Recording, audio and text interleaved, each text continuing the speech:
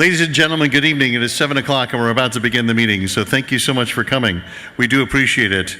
J.E. Banks, Minister of Planning, Agriculture, Housing and Infrastructure.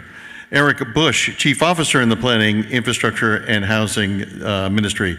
Ms. Heather Bodden, Deputy Minister of Tourism and Development. Edward Howard, Director of the National Roads Authority, and Ms. Jeannie E. Banks Petrie, Director of the Department of Environment. Ladies and gentlemen, welcome. Thank you for coming to our meeting. As you see, there's some maps all around the room of the East-West Arterial extension. They're close-ups of the individual sections of 2 and 3, which have been placed all the way around the room. We hope you had a chance to review those. The NRA have commissioned the Environmental Impact Assessment, the EIA, of the East-West Arterial extension, and WAR, the group here in front of us, are the specialist consultants who are undertaking that study. Just to remember, the public meetings provide an opportunity for the NRA and the Environmental Impact Assessment consultants to provide more information on the EIA terms of reference, and for members of the public, which is you, to ask questions during the consultation period. The panel are going to provide and deliver a presentation which will take about an hour, and then we'll have your questions and answers. The project, the written comments can be made using comment cards, or we'll ask for comments if you raise your hand at the end of the evening. Written comments are also available doe@gov.ky, so please email doe@gov.ky, and the meeting will close at 9 o'clock. Note that I'm here as a neutral moderator to facilitate the respectful discussion and do not represent either organization. And then again, I just want to point out to you that most importantly tonight is about the Environmental Impact Assessment Study. That's what your question should be focused on. We are not discussing whether the road should be built or not be built. That is not a discussion of this evening. It's specifically about the Environmental Impact Assessment. Right now, I'd like to invite Mr. Edward Howard, Director of National Roads Authority, to come up and make a few comments.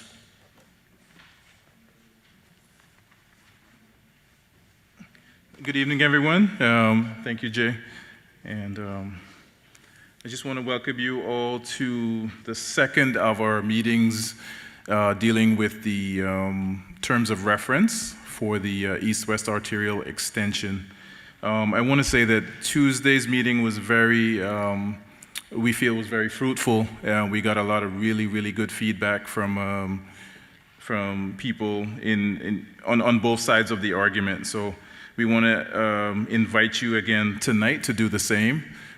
Please feel free to ask as many questions as you need to so that you can feel comfortable about what we have to say. You can leave here well informed.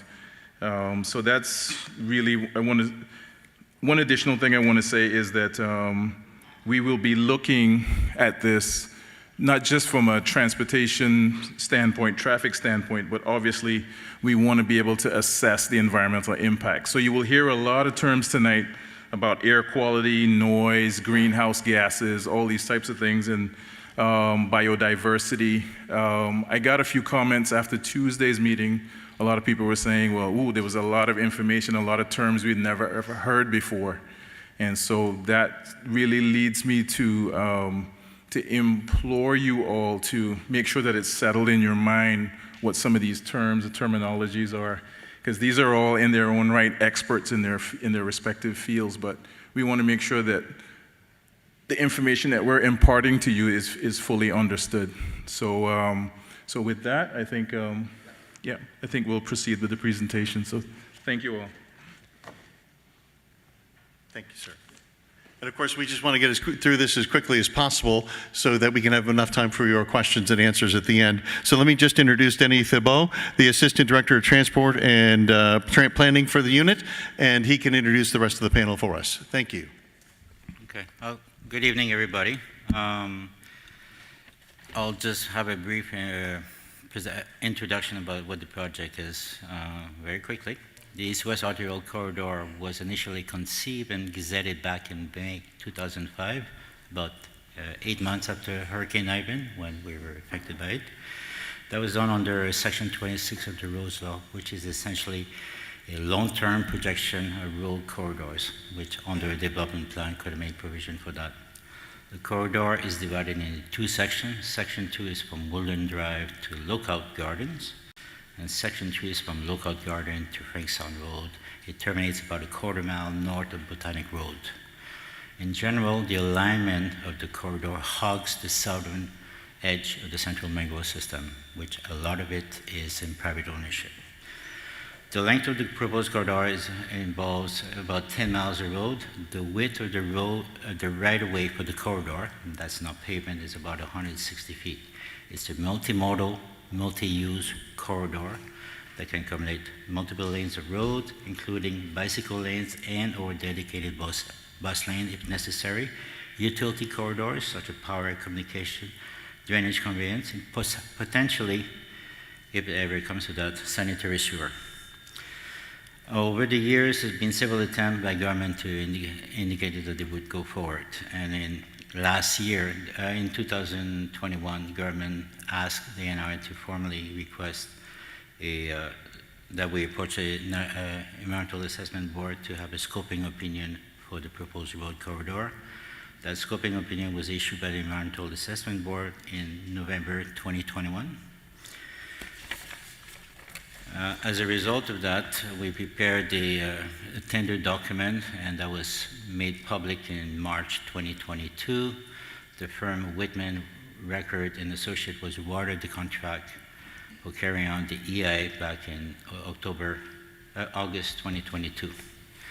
So with the draft terms of reference, the reason we're here today is to discuss the draft terms of reference for the study. That means the various components that will be assessed and studies and assessment that we'll do, which the NRA are proposing to be carried out to identify the direct, indirect, and cumulative effect on the natural and developed environment.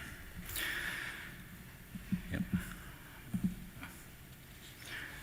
The purpose of the road is to provide a disaster-resilient transportation network to connect the eastern and western districts, recognizing the impact of Hurricane Ivan in September 2004, create a central alternative road to the coastal road, such as Bodden and Shamrock, 2 roadways with several intersections and numerous driveways, 1 lane in each direction, and ease traffic congestion along Bodden and Shamrock, which has seen continual growth over the last 15 years.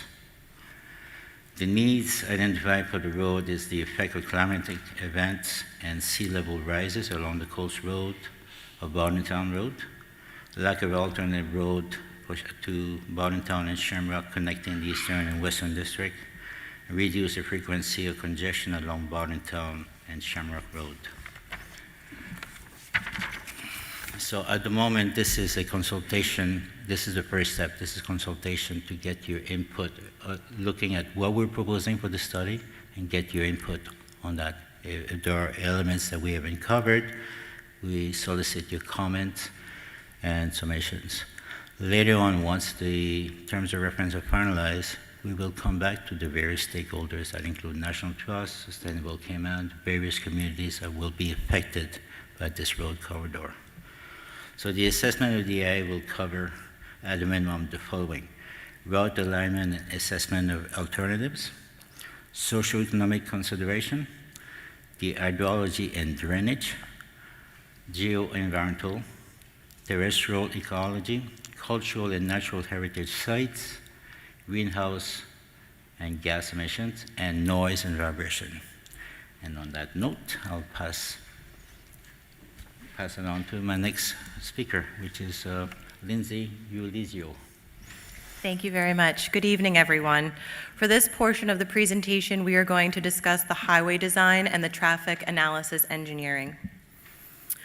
So if you look here in the left-hand side, you can see an aerial helicopter bird's eye view of October 2019 westbound direction. This is during the AM peak period.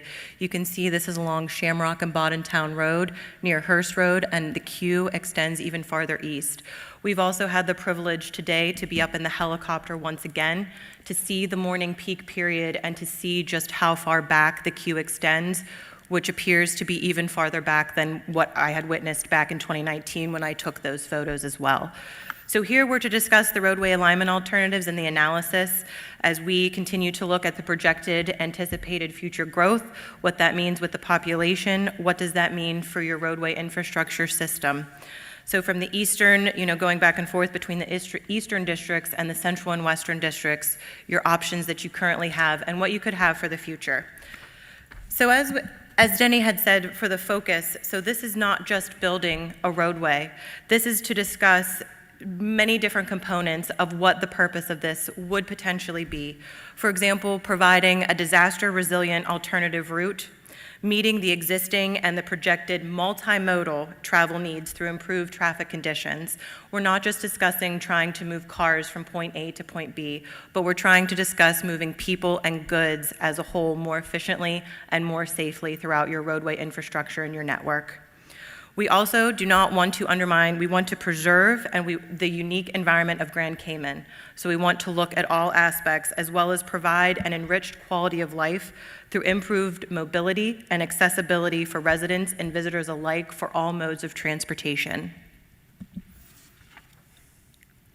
With that being said, during this process, we will have an alternatives evaluation in which we will look at 3 primary alternatives that are listed here. However, I would like to caveat that these alternatives will have subsections to them. We can make refinements and tweaks based off of public comments on what are the optimal solutions to have a balanced proposed solution. So here, number 1 is the do-nothing alternative, which includes previously established projects, such as the east-west arterial section between Hearst Road and Agricola Drive. The second alternative, primary alternative, would be the east-west arterial expansion that includes all of the committed projects as well as the extension all the way out to Frank Sound Road. The third would be the Shamrock Road and Bodden Town Road alternative. This would include all of the committed projects as well as any necessary design, safety, and/or operational improvements needed to meet the purpose and need of this project.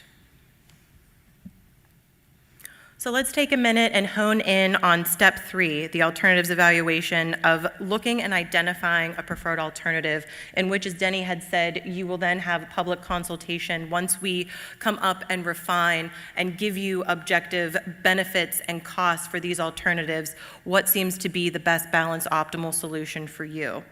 As you can see here, we have sustainability measures as well as performance metrics that we use to qualitatively and quantitatively measure the different alternatives against one another to determine what is the optimal balanced solution.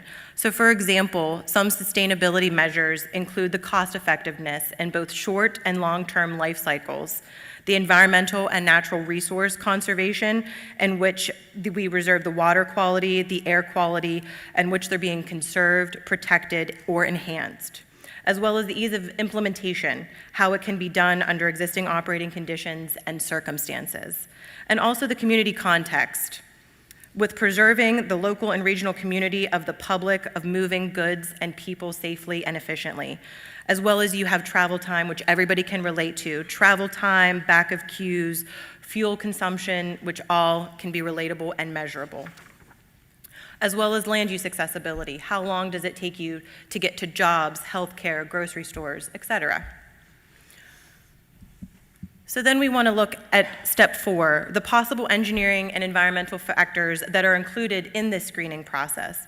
The ability to minimize the removal of unusable materials, to reduce the aggregate volume needed to construct the new road, and to address areas in need of pedestrian and bicyclist crossings and the wildlife passage, and also reduce direct and indirect impacts to the protected areas. And with that, we would develop a summary of the anticipated impacts. As you can see here, you have the different alternatives.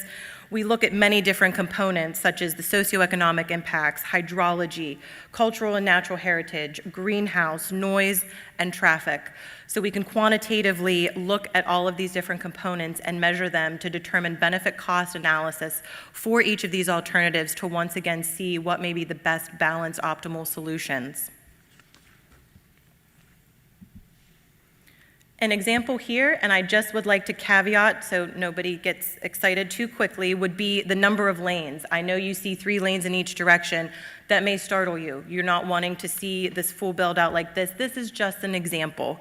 This is a typical section example in which you would see in the documentation to help understand the purpose of each lane and the usage of it. So for example, through this process, we will evaluate the alternatives to determine what is actually needed for the anticipated population and traffic growth within the area? Is it a dedicated bus lane with 2 travel lanes, et cetera? So this is just an example of what the roadway system may look like depending on our analysis of our findings. Here you can see this is an example of Hearst Road at the east-west arterial, the roundabout. Currently you can see it's a T intersection, stop controlled, which we can transform the roundabout configuration to a considered design such as a bow tie roundabout to minimize right-of-way impacts. This is an example of how an intersection could be transformed to have more accommodations and amenities. And finally, this is a third example in which you can have a roundabout that has the multimodal accessibility for all modes of transportation. As you can see, you have pedestrian and cyclist crossings, as well as far side bus stops as well, bus pull-offs. So you're capturing all multimodal accessibility here in these roundabout designs. As part of the traffic analysis component of this process, this would feed into the highway design to determine the optimal solutions to meet the purpose and need of this project, to take a holistic perspective of the project for mobility benefits and impacts to be determined and evaluated for each alternative. We're going to look at future years of 2026, 2036, and 2046 for alternatives. We are also going to use the most recent census and socioeconomic data for each district to forecast future anticipated traffic volumes. And when we were looking at this, we did notice that there is substantial growth within some of the districts as well, and we're using that data to really hone in to forecast these traffic volumes to see what the roadway infrastructure and what the conditions would be like. So with evaluating these 3 primary alternatives that I had just discussed, I had also mentioned the necessary refinements that could be potential possibilities, such as determining number of lanes for each roundabout or the number of lanes on the section of roadway. May not have to be 3 lanes in each direction, but that is what we are going to analyze to look at what is needed. Turn bay lengths at intersections, number of through lanes, as I said, and intersection configurations that I had showed you, the different options to encompass not just moving cars, but all modes of transportation and moving goods and people efficiently and safely. So with that, here is a chart of the overall multimodal transportation model flow. We're going to be using our evaluation tool set as part of the evaluation process to fully screen and vet the different alternatives to come up with the performance metrics that can be used to determine the optimal solutions.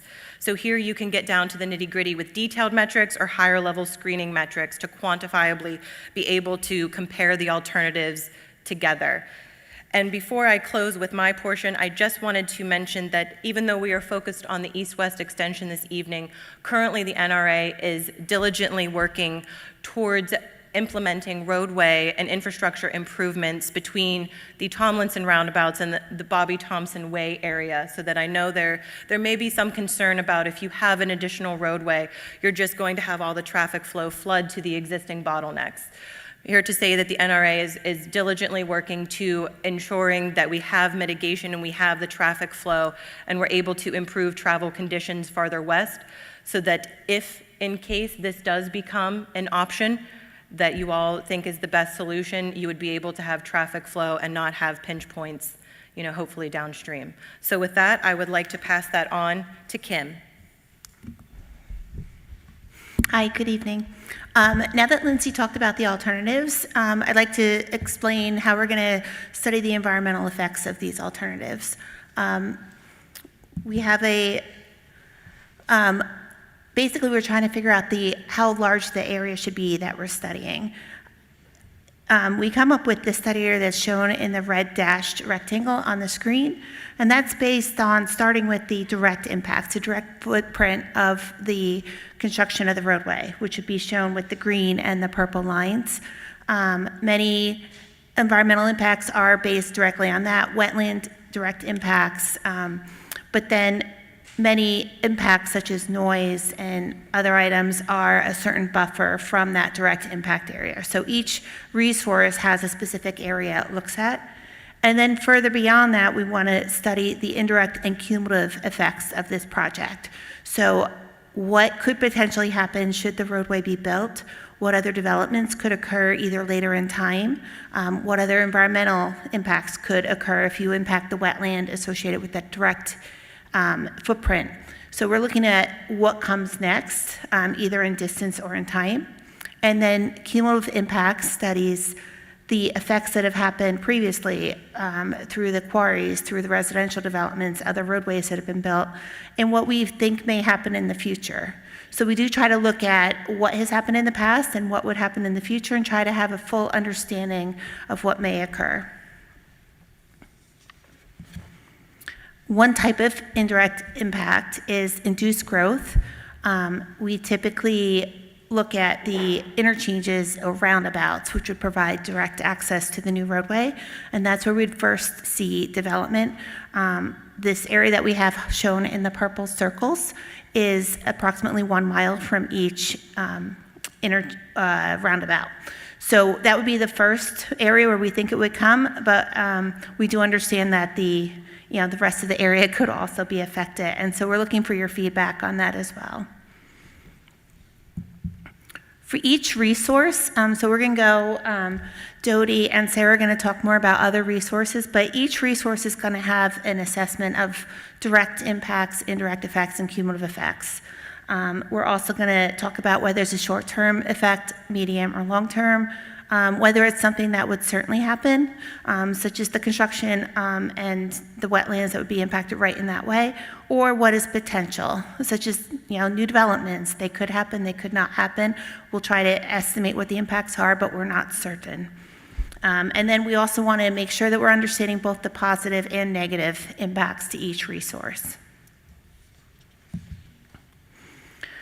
Once we have the impacts identified, we then want to look at what is the magnitude of change, if it's a high, medium, low, or negligible, and then how important this resource is, or how sensitive is the resource to what impact may be occurring. So we'd rate that from very substantial down to none. It's all a qualitative assessment, but at least it's a way to start comparing the alternatives.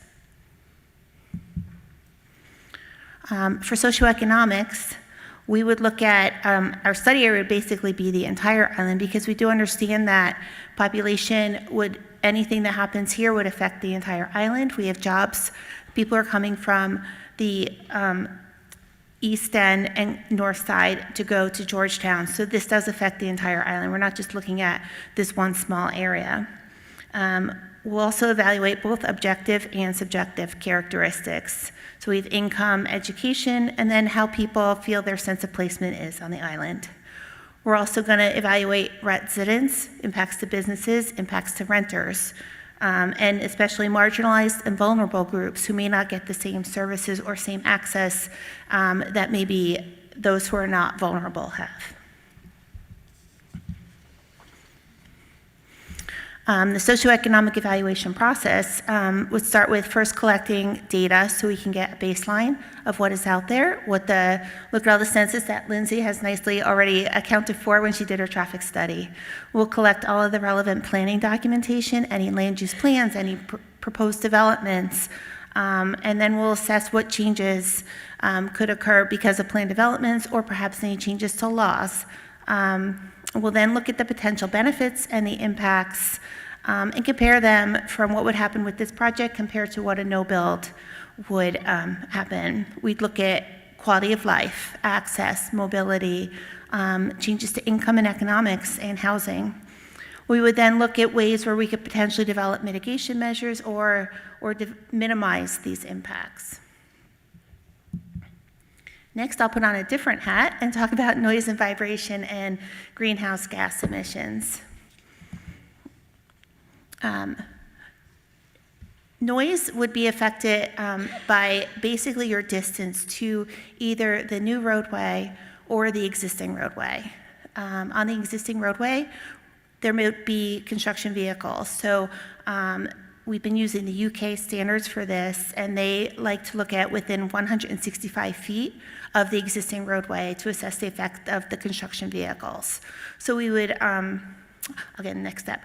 For operation, we like to focus on 2,000 feet, which is almost a half a mile from the new roadway. We have that larger distance because in a lot of the areas there are very low background sound levels, just nature or whatever industrial facilities may already be going on in the area. To assess the noise, first we would collect baseline data again. For this, we would recommend 2 long-term measurements. We put something that looks like a phone on a tripod, and we put it in a safe property for 24 hours. We collect data over the 24-hour period, averaging each hourly data so we understand what the sound levels are throughout the day and whether there are peak times when there are higher sound levels or lower. We would then also do short-term measurements where we would go along existing roadways or in the ambient just to get a background measurement, but mostly along the existing roadways to see what the sound level is caused by the traffic. Slower traffic has lower levels, so we'll try to get a time when we have free flow traffic so we can understand the topography and how the buildings are reacting to the sound levels. So just a short pitch here, if anybody lives along one of the existing roadways in segment 2 or 3 and would like to volunteer their property, please feel free to fill out your comment card with your address and contact information. Maybe we can get together. Once we have this data, we then use a model that we've developed in that FHWA, the Federal Highway Administration in the US, has developed to try to model how existing roadways, how the sound levels go beyond distance. It incorporates the existing roadways in a 3D model.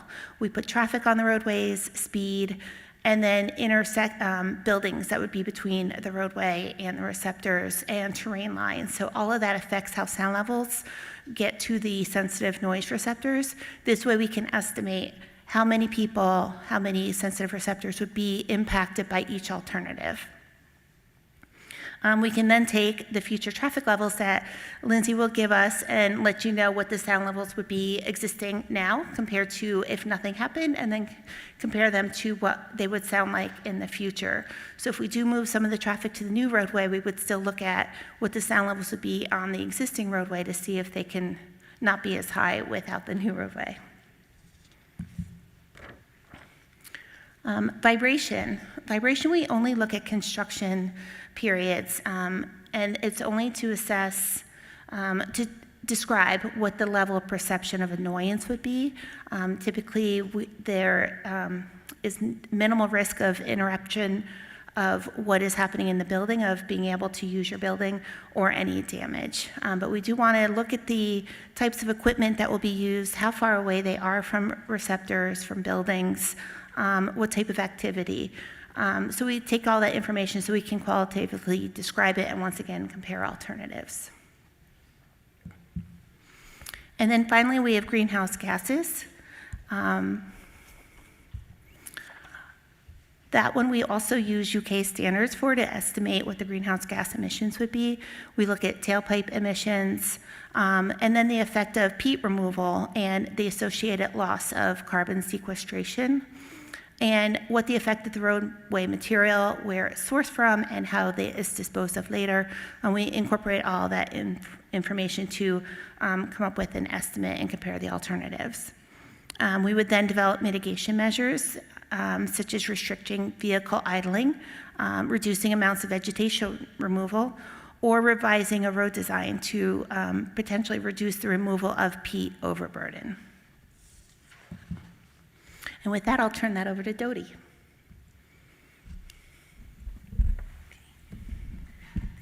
Thank you. All right, I'm going to talk about hydrology, drainage, and geoenvironmental. Hydrology and drainage is influenced by various factors. You can see them listed there: topography, geology, climate, tropical storms, hurricanes, freshwater lenses, and a large mangroves population. The flat and low-lying topography is vulnerable to winds and flooding that's caused by hurricanes and tropical storms. Flooding varies on the island. It can be limited with areas that have sufficient elevation, which means they're steeper, and porous limestone outcroppings. And there's frequent flooding in both developed and undeveloped areas that have low elevation or soil, peat, or cap rock, because low permeability, so the rainwater doesn't infiltrate as easily. And the central mangrove wetland is very important in the hydrologic cycle. In the local freshwater hydrology, groundwater replenishment, water filtration, hurricane protection, and soil stabilization. And within our project area, the flow generally, the water flow typically goes from the south to the north. All right, so for geoenvironmental, there's the three largest freshwater lenses are the lower valley lens, the north side lens, and the east end lens. You can see that there.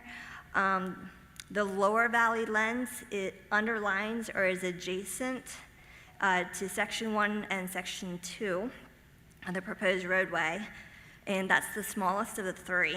The north side lens is about 0.6 miles north of the east end of section 2, and the east end lens is about 2.5 miles east of the eastern end of section 3, and that's the largest of the three. There's a little diagram there. There are three zones to the freshwater lens. We have freshwater, brackish, and the saline. And the freshwater lenses are typically recharged mainly during large rainstorms. And these freshwater lenses are a very important source of potable water. Okay, so next we're going to talk about peat. Peat underlies most of the mangrove swamps, and it covers bedrock. It's mainly composed of the organic remains from the mangroves when they're breaking down and decaying. Peat is an important player in climate change because it sequesters greenhouse gases. Trowel pit data was collected along the proposed alignment. Section 2 was from 2008, Section 3 was in 2014. It was found that peat does underlie a section of the proposed roadway. Most areas is not very sufficient, but near the area of Lookout Gardens, it does average 5 feet in depth and can go up to 14 feet. Okay. So now I'm going to go over some potential impacts and some mitigation measures. So during construction, there may be soil compaction and erosion, temporary dewatering, and disturbance of sensitive natural resources. Some mitigation measures include erosion and sediment pollution control, which can include the use of low-pack construction equipment, proper siting of the temporary stockpiles and access roads, and using best practice pollution prevention techniques. You can see there's a silt fence there, and there's the mat and the filter log there. Also, there may be a damming effect caused by the roadway. As we talked before, the flow goes from the south to the north. So north of the proposed roadway, the wetlands the hydrology might be restricted, and then south of the roadway, as the damming effect, it may cause it to be inundated, the wetlands south of it, and also the adjacent developed areas, which may alter, obviously, the hydrology and the drainage flow in that area. And if existing drainage infrastructure is damaged, that may, of course, cause subsequent flooding of those neighboring areas. In order to minimize this impact, the water flow can be maintained by using, you can see the pictures there, an elevated roadway, aggregate roadway embankment, or box culverts to try to maintain the flow through the roadway. Okay. The construction of the roadway may cause the loss of mangroves and of peat and their important environmental benefits. Some mitigation measures would be to minimize their impact through the proposed roadway alignment design, salvage and reuse the peat, and then fill by elevating the roadway. And we can definitely look at other mitigation options for that. All right, the stormwater and drainage patterns may be impacted by the roadway, which in turn can impact the groundwater and the surface water flows, and then also in turn impact the ecology of natural resources. In addition, contamination from the roadway, either directly from like spills or indirectly from stormwater runoff, could potentially pollute groundwater or freshwater lenses or sensitive habitats, such as the mangroves. A stormwater management plan, including drainage infrastructure design, which will handle the stormwater that comes off the roadway, will be developed in order to minimize these impacts. Okay, various documents will be reviewed to determine applicable standards. We'll be looking at the Cayman Islands, the UK, and international standards to develop what we should be looking at. And also we will be consulting with national departments. All right, so we will be performing assessments in order to identify cumulative impacts so that we can select potential mitigation options. There's a list of different assessments we're going to complete: the hydrologic and hydraulic analysis, which is basically looking at water, how it flows, different storm discharges, freshwater lens study, flood risk assessment, mangrove peat assessment, cut and fill estimation, assessment of risk significance, so we can see how significant the risk might be to a certain resource, and the impact of sea level rise and climate change. And with that, I'm going to turn it over to Sarah. Okay, so I'm going to be talking about the terrestrial ecology and the cultural and natural heritage sites that we're going to be evaluating during the EIA study. There's several of these sites that have been identified within the study area that will take a look not only for their functional loss due to the direct impacts of the roadway, but indirectly through the operation phase. So some of the resources that have been identified include 2 National Trust sites, which are the Central Mangrove Wetland and the Mastic Reserve. Also, you can see in the map shown in red, we have national conservation lands such as the Little Sound Environmental Zone, Meager Bay Pond and Animal Sanctuary, Little Kea Duck Pond, and portions of the Central Mangrove Wetland.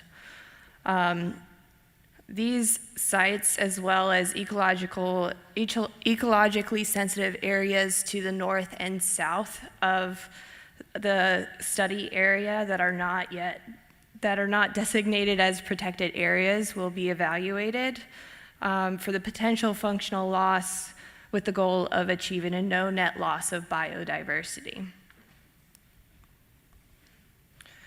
So the Central Mangrove Wetland is an integral role to the natural ecosystem of the Cayman Islands.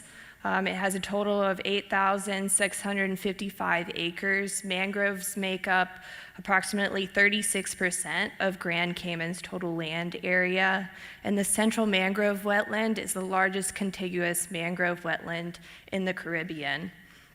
It's home to numerous plant and animal species. Mangroves play a huge role in protecting the coastlines by reducing effects of storm surges, filtering nutrients to the North Sound, which is a big part of the food web and the ecosystem here, and they store carbon dioxide from the atmosphere. Mangroves are also an important habitat for different species. The West Indian whistling duck, about 83% of the population, is found in the Cayman Islands. The Grand Cayman parrot and the Cayman Brock parrot are 2 endemic species found on the island, and the Grand Cayman parrot relies on black mangroves for nesting. And then we also have Meager Bay Pond, which was designated as an animal sanctuary in 1976 to protect resident and migratory birds. Also, another important area is the Mastic Reserve and the trail. This is the largest area of dry forest on Grand Cayman. It's an old growth forest. It's a higher part of the island, and historically it's been above water nearly 1.9 million years, longer than the rest of the island, so it's where a lot of the native flora and fauna evolved. It's home to many endemic species. The Mastic Trail was established in 1995 to allow users to experience natural, undisturbed areas of Grand Cayman. And the Mastic Reserve is designated as an important bird area to provide habitat to threatened and near-threatened bird species. So the methodology that's going to be used to evaluate the terrestrial ecology is going to be multi-step, starting with the established baseline conditions. This is the data gathering phase where we look at technical reports, publications, government documents, and GIS data sets that are already available. Also, the hydrological modeling that's going to be taking place. The second step is to identify potential receptors, such as those that we've been talking about. And then the third step is to do desktop and field review assessments. So going out into the field with GPS units, using drone technologies to classify what's there and characterize and map the ecological features in terms of type, size, and functional value. And there's several different ways you can classify the functional value of any ecosystem. And then the next step is to perform a significance and magnitude of change evaluation, which is an impact assessment of the ecological features to establish a degree of effect for each resource. And then from there, we can establish mitigation measures to compensate for any impacts to these resources. All right, so like I said before, we're going to take a look at the direct effects as well as temporary impacts for the construction phase, and then also the secondary, indirect, and cumulative impacts for the operation of the extension. Some anticipated impacts include loss of habitat, habitat fragmentation, loss of species through disturbance or wildlife vehicle collisions, restriction of animal migratory movements, construction and roadway runoff, traffic noise, and reduced hydrologic connectivity. So we are going to look at mitigation measures and evaluate them using a tool with achieving no net loss of biodiversity. And there's many creative ways we can do this, and some of the examples are shown here on the screen, and those include wildlife crossings, hydrological crossings, replacement of the habitat that will be impacted through the creation of habitat, restoration of habitat that is existing, enhancement, and preservation.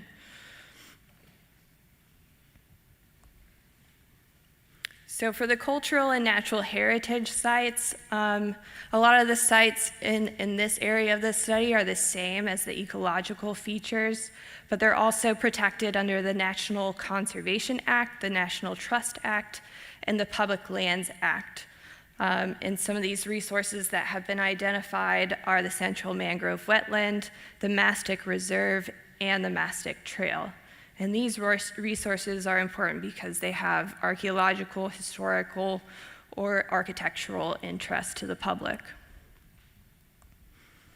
So the assessment is kind of similar to the ecological assessment that will be done. First phase is the assessment to gather information for potential direct, indirect, and cumulative effects. Second step is consultation with the stakeholders, reaching out to the DOE, the National Museum, National Archive, the National Trust, nonprofits, and community members to identify any additional resources or any potential future heritage resources. And then from there, we'll develop a scale to establish each resource's intolerance to change based on their importance and status, to come up with a degree of effect and develop a weighted effect for each resource. And then from there, we can make recommendations for avoidance and minimizations to impacts for resources. And then if it's not able to be avoided and minimized, mitigation options, which you can see on the screen. And that's it.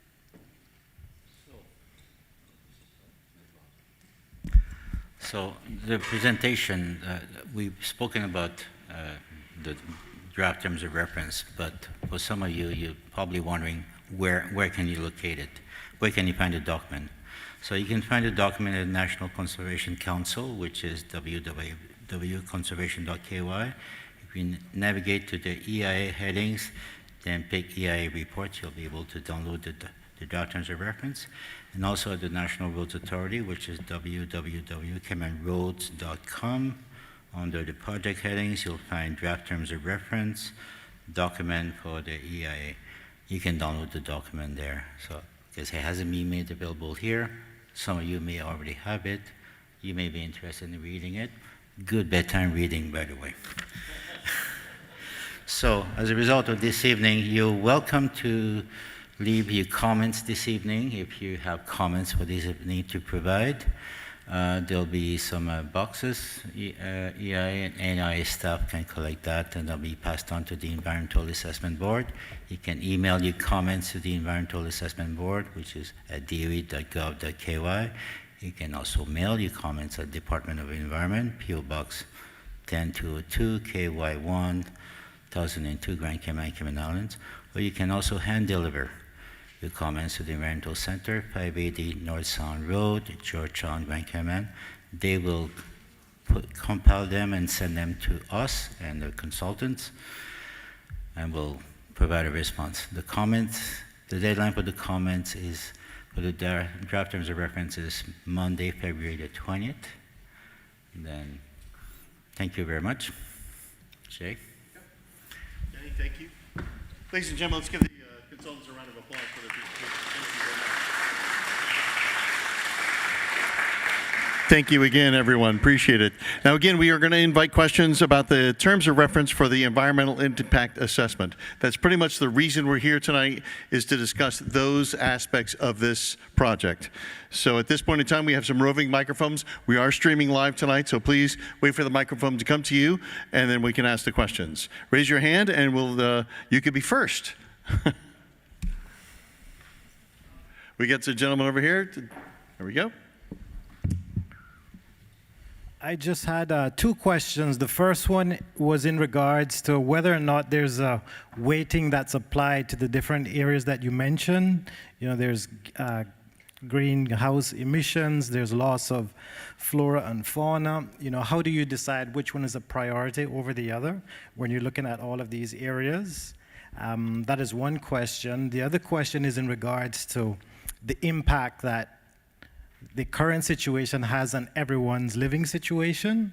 And this is maybe a question for the NRA, I'm not sure, but how do you quantify, or how do you determine the loss of productivity in terms of, you know, spending 4 or 5 hours in traffic, and how does that play into the decision with regards to the actual road extension?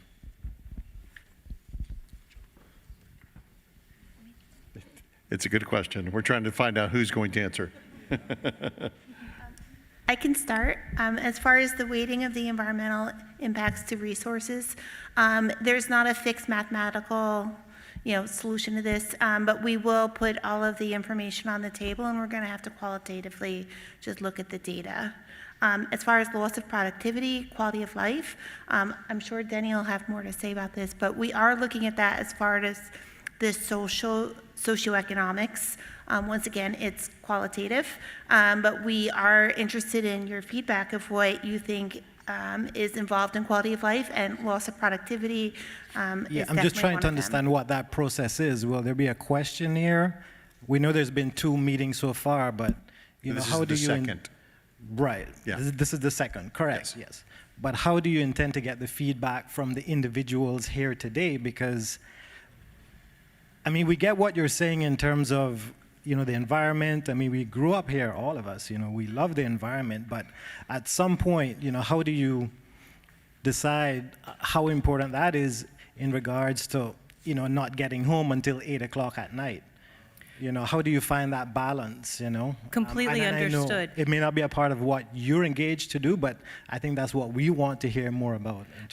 Absolutely. So I apologize if you get motion sickness. So one moment, please.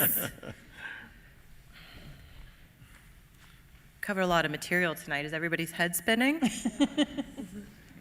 You guys did a record time, by the way. I think that was a really good presentation in a short period of time. Thank you. So here is just an example of the summary of anticipated impacts that we will look at per alternative. So we will qualitatively and quantitatively look at all of those different I impacts. saw for that, but what I'm trying to understand is socioeconomic impact. How material is that in regards to, if you compare it to, the terrestrial ecology impacts? Because at some point, some of those categories are more material than others. So how do you decide, at the end of it, which one helps? You're to make talking about the decision? scale. How would we decide if it's a low, medium, or best Yeah, benefit so each versus of those low, medium? categories, do they rank the same, or do you have different priorities? So different priorities. So we will take a look at it from a holistic perspective for the different categories, but then that's where the second public consultation would come in with how we summarize the anticipated. So we would objectively give you both the qualitative and the quantitative results from our analysis to show you how we would summarize that and look at a benefit cost analysis. So we would, for example, you had mentioned about the quality of life, people sitting in their car for 4 hours a day and how to measure that. Is that part of it? So for example, for land use accessibility on how to measure that, we can actually look at how long, for example, we can break it up by district. So say you're at a certain point, how long it would take you, within 25 minutes to be able to access local health care, grocery store, et cetera. And we can look at travel time index, and we can look at different sustainability and quantitative performance metrics to see about the quality of life and how it can be improved. And then we would come to the public to see if we are spot on with these alternatives, if you think we're missing something, we haven't captured something, and then we look to you again for your opinion and your feedback as to what is critical and important to you. I'd also like to add on to that. I had to confer with Denny behind Lindsay's back. We will be doing surveys. We will be coming to the public. We do want you to be part of this process, and we want your input. So we will be putting out a survey, during our data collection to make sure we understand, if there is a weighting system that you prefer, how the public really feels about what's most important to you. Okay. And we have one there, one here, and one in the front as well. Two quick questions. About 10 years ago, I was told by planning, I think it was, that it was intended to have a railway line down the middle of this road corridor. Is that still in plan? And the other question I have is about the same time, maybe 20 years ago now, there was a strong move to have this whole area being a Ramsar site. Has that died, or is it still alive? Question for Gina. The Ramsar. Yeah. Sorry, the Ramsar question would go to Gina, more or less. Sorry. So we're going to give this to the Department of Environmental, Ms. Jeannie Banks Petrie, the Ramsar specific. Yes, so there's not currently any active proposal to designate the entire central mangrove wetland as a Ramsar site. Okay. So that's not an active consideration. Thank you, ma'am. Appreciate that. And I'd also like to acknowledge the presence of the Premier, the Honorable Wayne Payton, and Deputy Speaker, the Honorable Dwayne Ebanks. Yes, sir. Go ahead. Yeah, sorry, Mr. Gibbs, you had also a question about, was it light rail you were referring to? You said something about a railway down the middle. I believe it was, people carrying railway lines at some point in time. Okay, yeah, I'm not sure where that came from, but what Lindsay was alluding to in her presentation earlier is that the corridor, as we are proposing it, has a number of different options, for possibilities. So in a lot of U.S. cities and so forth, what they call reimagining the corridor. So a corridor can start out being something that, exclusively for cars, heavy traffic and stuff. But as you grow, as depending on how you determine your growth is going to go and what emphasis you want to put on, say, public transport and so forth, then you can have things like light rail, or what's called bus rapid transit, things like that. So you could imagine the inner lanes or the outer lanes being dedicated for just buses and so forth. Yeah, yeah. So it's not out of the realm of possibilities. All those things would have to be, considered and costed. Yeah. Was there another aspect to your question that we missed, or did we catch it all? No, thank you. Thank you. Perfect. I think this leaves. Hi. Are you looking at the impact on the mangroves as a habitat for juvenile species that use them as a nursery, such as stingrays at Stingray City, fish and shark populations for ecotourism and diving, and the impact on Caymanian fishermen's fish stocks in the environmental impact assessment?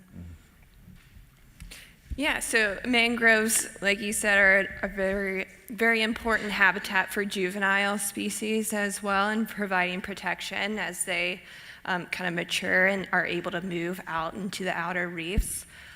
So, like I said, we're going to look at the corridor as a direct effect, and then everything else is looked at cumulatively and for those indirect impacts. So that is something that we consider. The coral reefs, that is part of the indirect and cumulative analysis that will be taken into account. All right, thank you. Great question. This lady. Thank you. So this study here talks about hydrology and drainage, and for years in Bodden town we've had flooding right in the middle of Bodden town. We haven't done anything about that.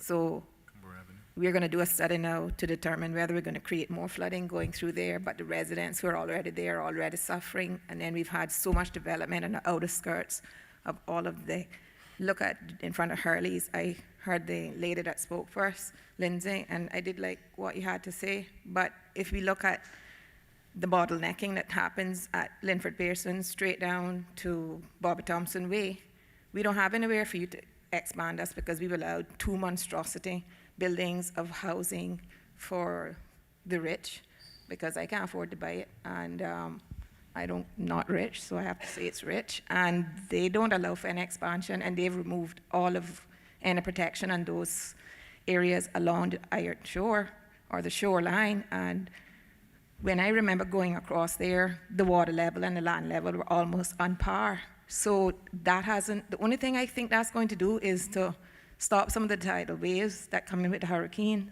And I don't mean huge tidal waves, but waves nonetheless. But we watched Ivan push buildings straight into our roadways because I drove through buildings and people's apartments and their kitchens to get to town, and we cut away roadways using chainsaws to let people out of their development. So how does that, allowing that kind of building and now doing this impact study, be any different if we've allowed all of that building, but now we're going to do impact studies to determine whether flooding is going to occur there, but we haven't determined it?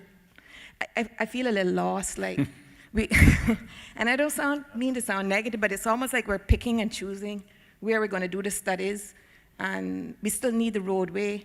And the gentleman who spoke first, I think what he was trying to say, from what I understood, was how do you quantify what you get out of that study to what impacts us as humans? And where do you put our need over the need of the wetland, or over the need of the mangrove, or over the need of the getting to our workplace? So are we going to keep all of the workplace in Georgetown, or are we going to move some of that out district and then sort of shift the way the traffic operates? So a lot there wasn't a specific question, but it's all relative. So let me frame it in its context. And you're basically talking about planning issues, development planning issues, and you're quite right. We've made mistakes in the past, and there's been some people may say, well, we've had all these plans and they've been put on the shelf, or so we've come through this in such a manner that we're at this point. And so we're at this sort of critical point of reckoning in our country where we've had to really now come together and say, how are we going to solve some of these issues? And some of them are due to, lack of planning, poor land use planning, poor foresight on how we on how we develop. So let's just take, for example, the Grand Harbor area. So I've been with the, come up through the public works ranks and NRA so I've been in this for about 30 years now.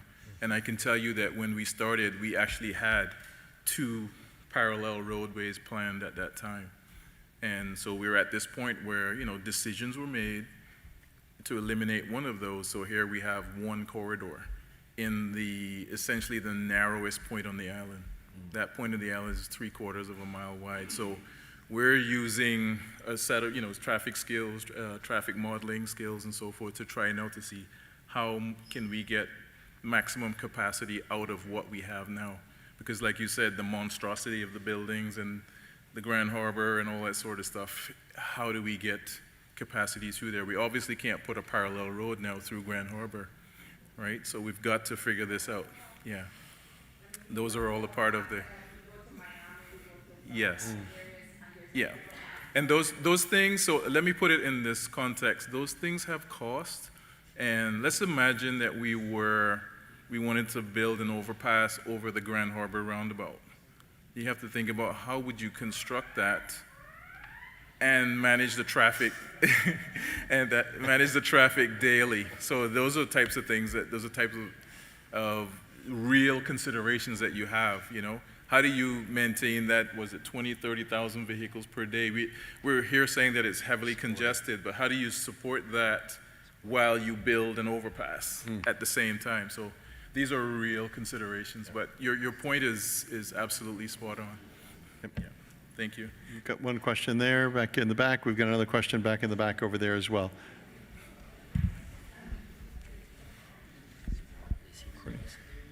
Yep. I see a lot of older folks in the room who, like me, have seen our population grow dramatically in the past 40 years. And my question really, I think, goes to a point Lindsay made about a projection for 10, 20, 30 years forward. And I'm wondering how, first, speeding up flow from east coming into town is going to help, but I don't think that's the point. If we fix today's traffic jams for today's population, what are we looking forward to in the next 10, 20, 30, 40 years unless we plan a ceiling for population? That's one of the considerations. Yeah.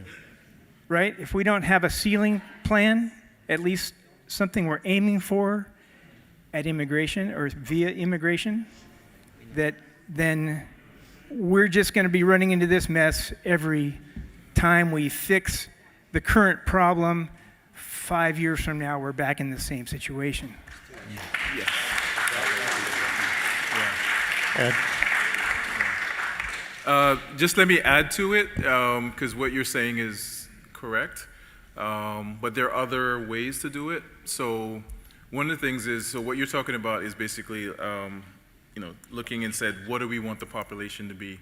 We want that to be 100,000, 150,000, 200,000. That's one strategy. Some of the other things we can do is, like I said, go back to land use. How do we plan? So one of the things, I think, was Lindsay showed a graphic where you saw like a bunch of blue dots and a bunch of red dots. So if you could pull that back up real quick, I'll explain what that is essentially. That was in mine. That was the work and living. Yeah.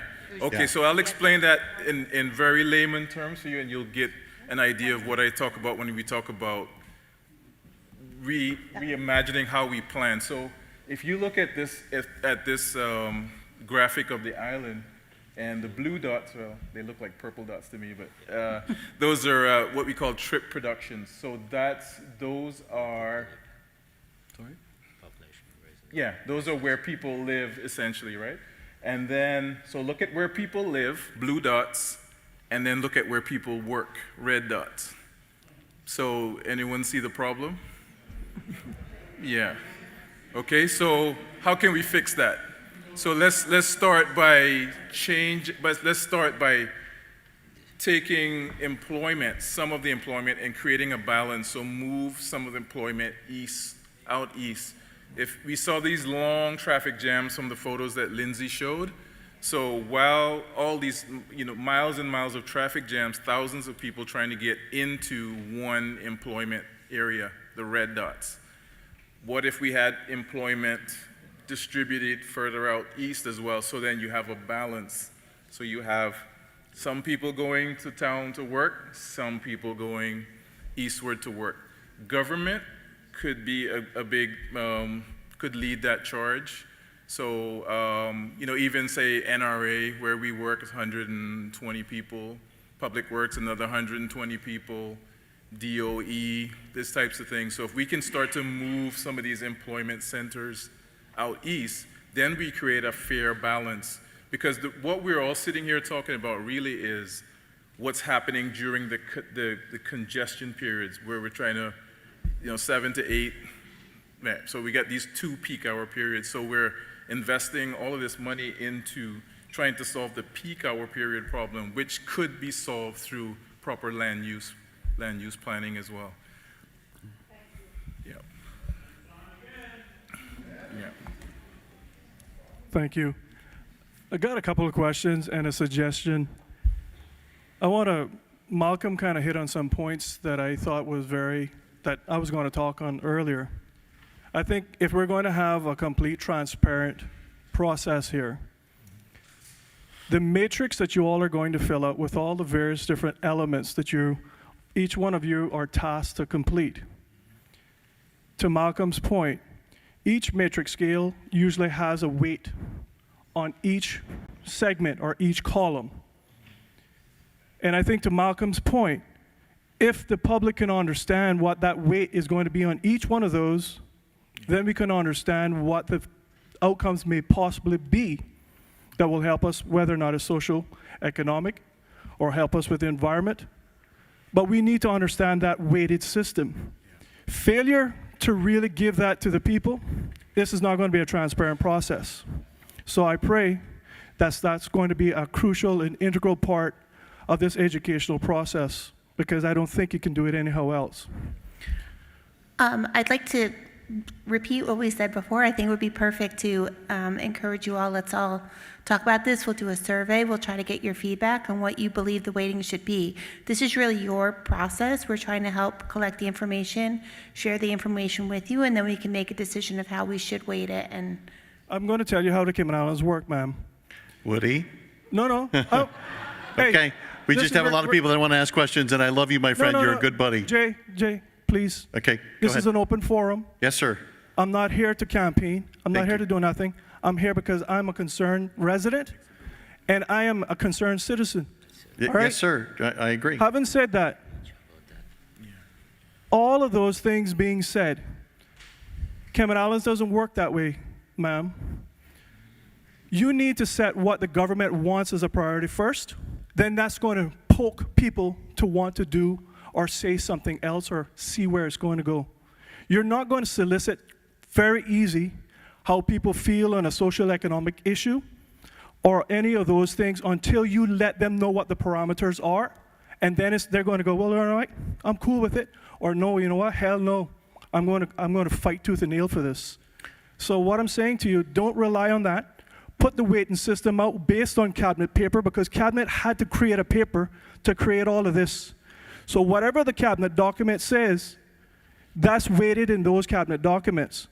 So at that particular moment, put the scale, what was in the cabinet paper, so everybody can see what it is at this particular moment. That's all I'm saying. Secondly, thank you. In terms of when we're coming down to from the east, as you all well know, almost 50%, if not probably more by now, of the residents in the Cayman Islands, electorate in particular, is east of the Tomlinson Roundabout. I suggested, I think the director was on my show several years ago, which I directed, and I said to him, I said, look, when you're doing, I call it the Dirty Reed Roundabout because that's my homage to Dirty, okay? So I call it the Dirty Reed Roundabout. I don't know if anybody knows about anything else, but it's the Dirty Reed Roundabout to me. So that I said to them, I said, what you need to do is to mitigate people going back into the old Prospect Road in the mornings so we can have a free-flowing traffic. I see Ms. Pandui there, she'll remember. Thank you, I want to say, and I said to her on the air as well, Mark, I know you're smiling, but thank you all very much for making it happen. Because as a resident coming down, that certainly paid great dividends. I suggest you do the same thing for the Grand Harbor roundabout. Stop persons from coming in from Grand Harbor and everywhere else turning into South Sound between the hours of 7 and 9. Let them go down straight down the road and just see how that works for the time being, because I believe these issues are so simplistic, just like that one was, that we can mitigate these issues.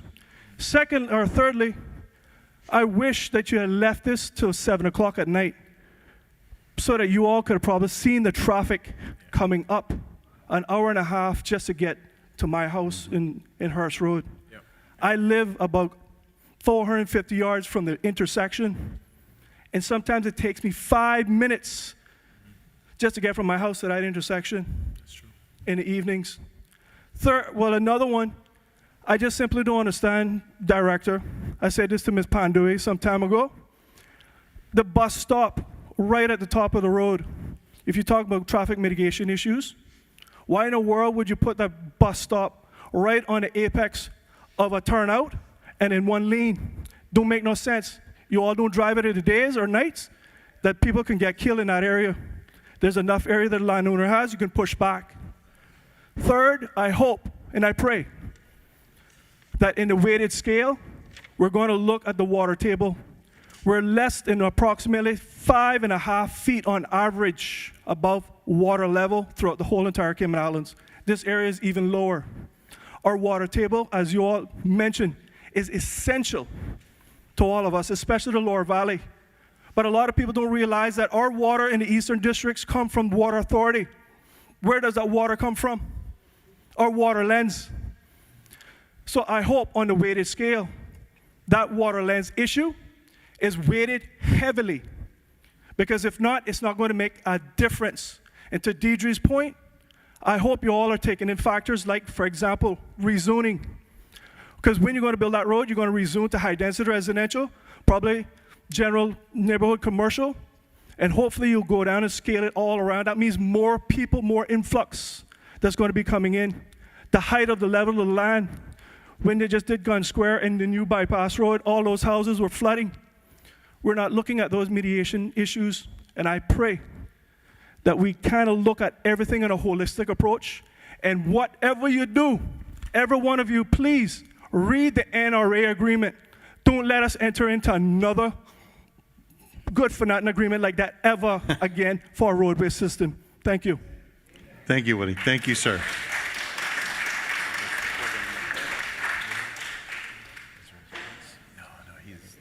Next, we get somebody right here. Good evening. My question, I confess, is not as technical, so hopefully an easy one for someone on the panel. I noticed that instead of 2 spurs to the Frank Sound area, well, there's 2 spurs leading to the Frank Sound area. Why wasn't a northern spur bypassing Frank Sound considered? Is this because of the environmental impact, or it having a negative environmental impact? Okay, so the question is, why is there 2 spurs as you approach Frank Sound Road? Mm-hmm.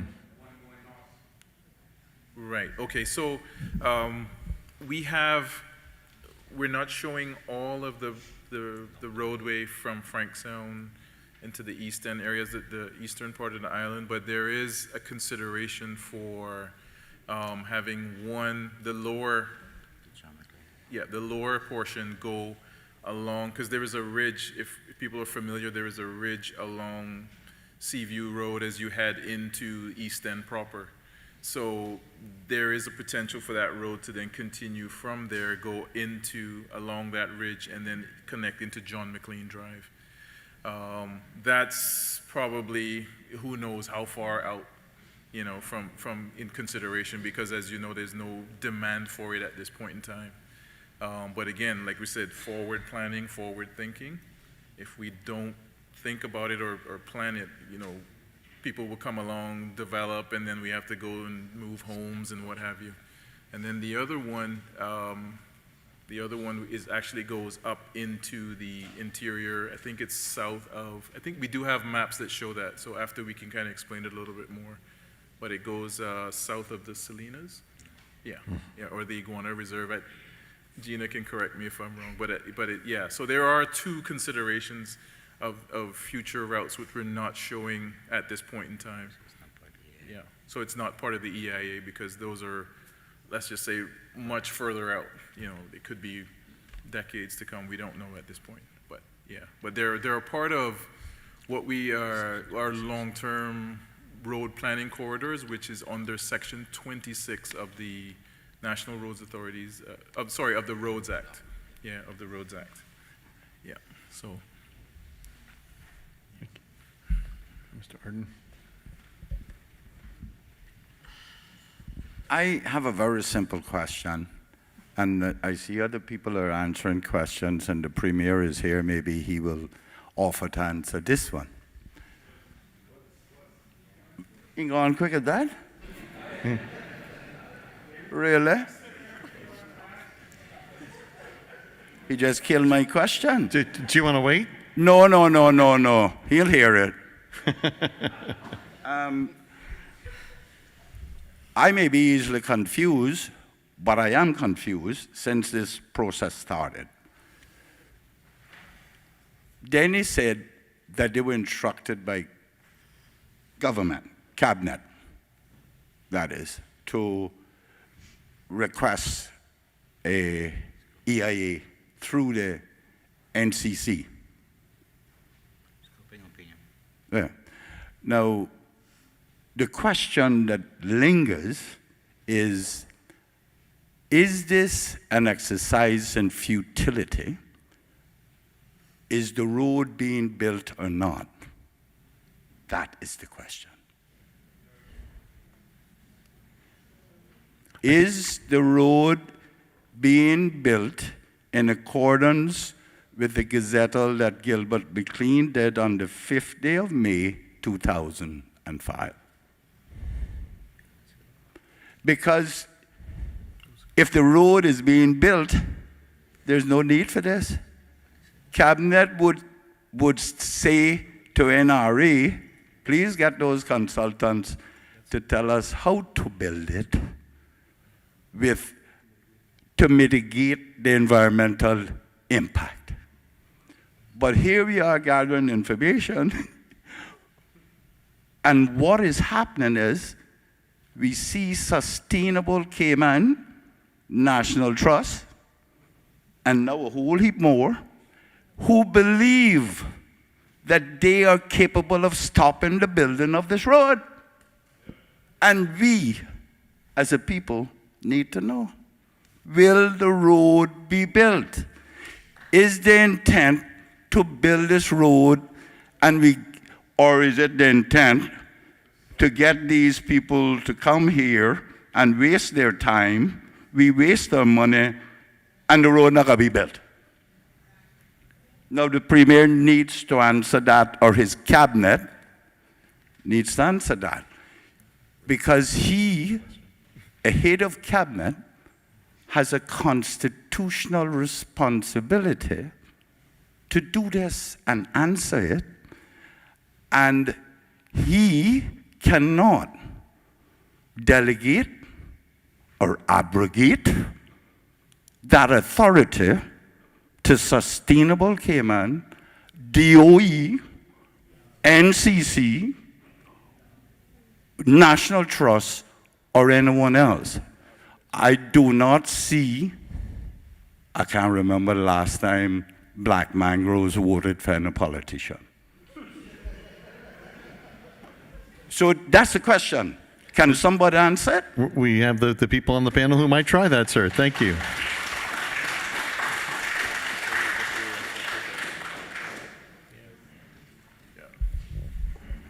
We were instructed to approach the Environmental Assessment Board to determine the screening opinion. That's all I can say. Can you repeat that, sir? I don't think he heard you.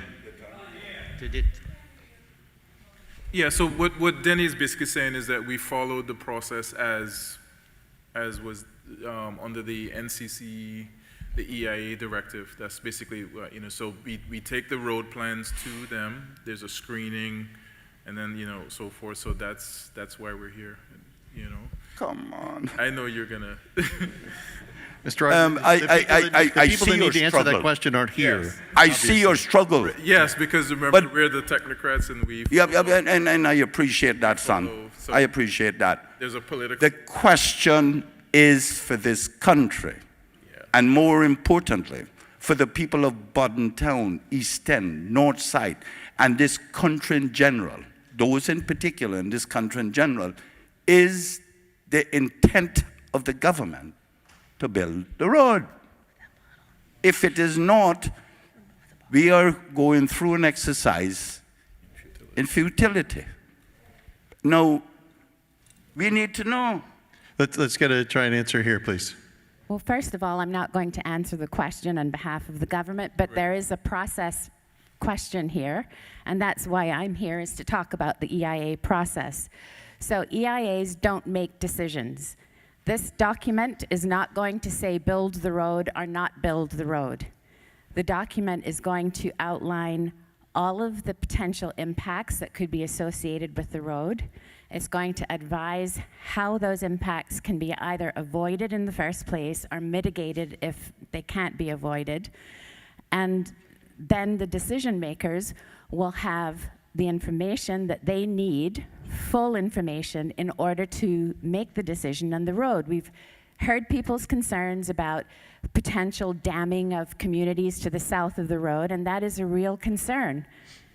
We don't even have to go very far. We've had examples of what happens with mangrove wetlands basins when you dam them. So South Sound Basin is a good example. What happened in Ivan, a lot of the mangroves died, for example, as what happened in 88 in Gilbert in Little Cayman. So the idea behind the EIA is to ensure that we fully consider all the options and all the associated impacts, and that the decision makers, who will likely be cabinet in this instance, have all of the relevant information in front of them to make an informed decision.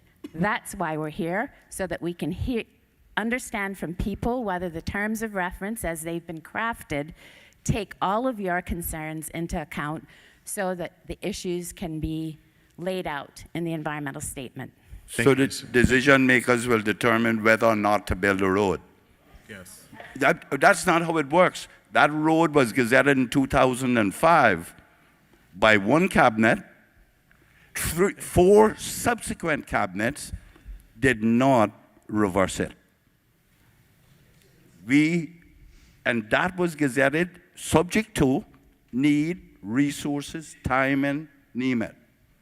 All of a sudden now, if this government is looking at it, they need to tell us, tell the people of this country, whether or not this exercise is to determine if the road is going to be built, what are the conditions it's going to be built under. And you and the consultants would be looking to see what are the mitigating factors. And that may very be too cost prohibitive, but the cabinet needs to say what their decision was. We are going to build a road to alleviate the traffic, and we are looking to see what is the easiest way to do it and the most cost-effective way to avoid so much environmental impact. What? Well, it's still dictatorship in this. Start and get dictatorship in this country. What? Mr. This is democracy, and cabinet. The premier needs to be here. Well, that's all right. I'll find him. The radio is out there. Thank you, Mr. McLean. Thank you for your comments. Go ahead, please. Just a question on the process. As I understand it, the NRA has, on the instructions of the government, the cabinet, been asked to conduct an EIA, but that EIA would be subject to NCC evaluation at some point, National Conservation Council evaluation. And then that would then lead to what? A referral back to the NRA for the NRA to consider whether it makes a recommendation to Cabinet, because after all, in this capacity, for the purposes of laying out and building public roads, it is Cabinet and Cabinet's decision only to approve public roads. They are the decision makers, and I understand what Ms. Ebanks-Petrie said a while ago, that they wish to be better informed. But at the end of the day, what they need to be really careful about is whether they are abdicating their function, as Mr. McLean alluded to earlier, by being influenced to act based on an environmental impact assessment or views of stakeholders, when in fact they need to make that decision, whether it's informed or not, right? They are statutorily charged, constitutionally charged with the duty of making that decision, not the NRA. So it seems to me that what has been laid out here is a very lengthy, convoluted process, which, by the most ambitious of estimations, will take years before the end of it, and certainly this administration will come to an end before we even have the opportunity of before we see a Section 3 gazettal for the easternmost part of the road, because I understand there's a gazettal for the first leg of the road, of the east-west arterial. No, there's a Section 26, as I understand, for the entirety of it. There hasn't been a Section 3 gazettal as yet for any of it. Is that correct? Yes, that's correct. So what we're looking at is at least a year or two before Cabinet can make a decision, an informed decision, about whether it will issue a Section 3 gazette. And when that happens, that triggers an even lengthier process of acquisition. So what we're hearing tonight is that by the most ambitious of estimations, we won't see the possibility of a road being built anytime in the foreseeable future, and definitely not within this administration. Yeah. And I'm just basing that on common knowledge that everybody should be aware of. Any road is an ambitious project. This one has been planned for a very long time, hasn't been built yet. But now we're adding another element to it, which seems very complex. We're talking about socioeconomic impact assessments. Those things are very complex. I can only dream of what the remit of that or scope of that assessment might be. We hope, as many folks have alluded to here tonight, that it includes some weighted consideration to the plight of those poor folks who spend most of their daily lives, commuting to and from Georgetown from the eastern districts. Because as Mr. McLean said, quite aptly, mangrove trees don't vote. But I'm sure there's a lot of angry voters out there who wish to get to and fro work in an efficient manner and not spend half their lives in their cars, dressing their kids for school, feeding them breakfast, or do whatever it is. We've heard so many complaints about that, and yet we're here today listening to what we believe is the advent of a very protracted, very complicated process which will frustrate any forward progress. That's just my opinion. I think the director was about ready to answer. Yeah, not answer specifically, but to say yes, this ultimate decision will be with Cabinet to whether to build a road, and you're right. And I think you surmised in your sort of timeline process, I think that's what you're saying is pretty much correct. Yeah. Yep. Yeah, that's the process we're following. I think we had another question in the back there. Oh, we have one here. Melanie with two there. Let's go here first, yeah. And we'll come to you, yeah. Could somebody help me to understand why the box area is the area being considered only when we still have traffic coming from two other districts? This is more the environmental effects that we're looking at for that boxed area. Lindsay's been looking at the entire corridor, and so we're going to take her traffic information.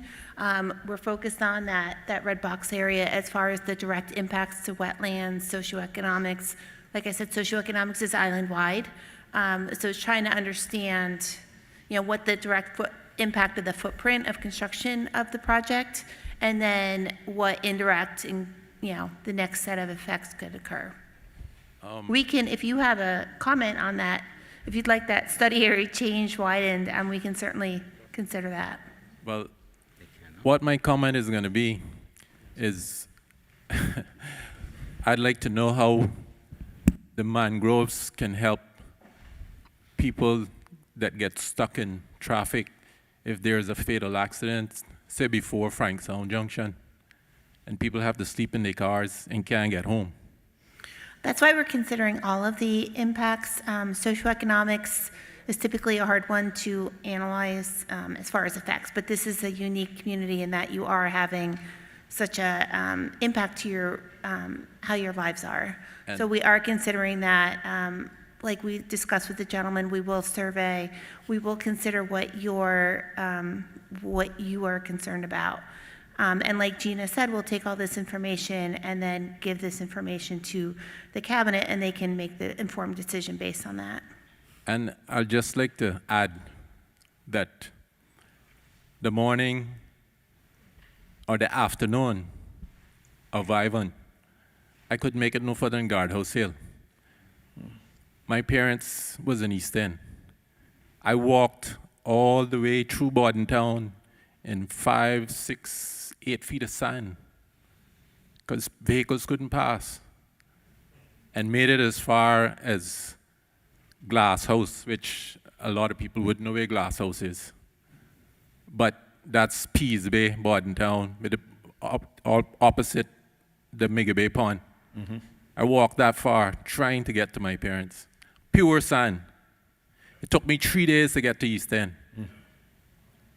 So what does that mean for those people up there that have emergency and need to get to town to where the facilities are? That plays a big, big part in this country.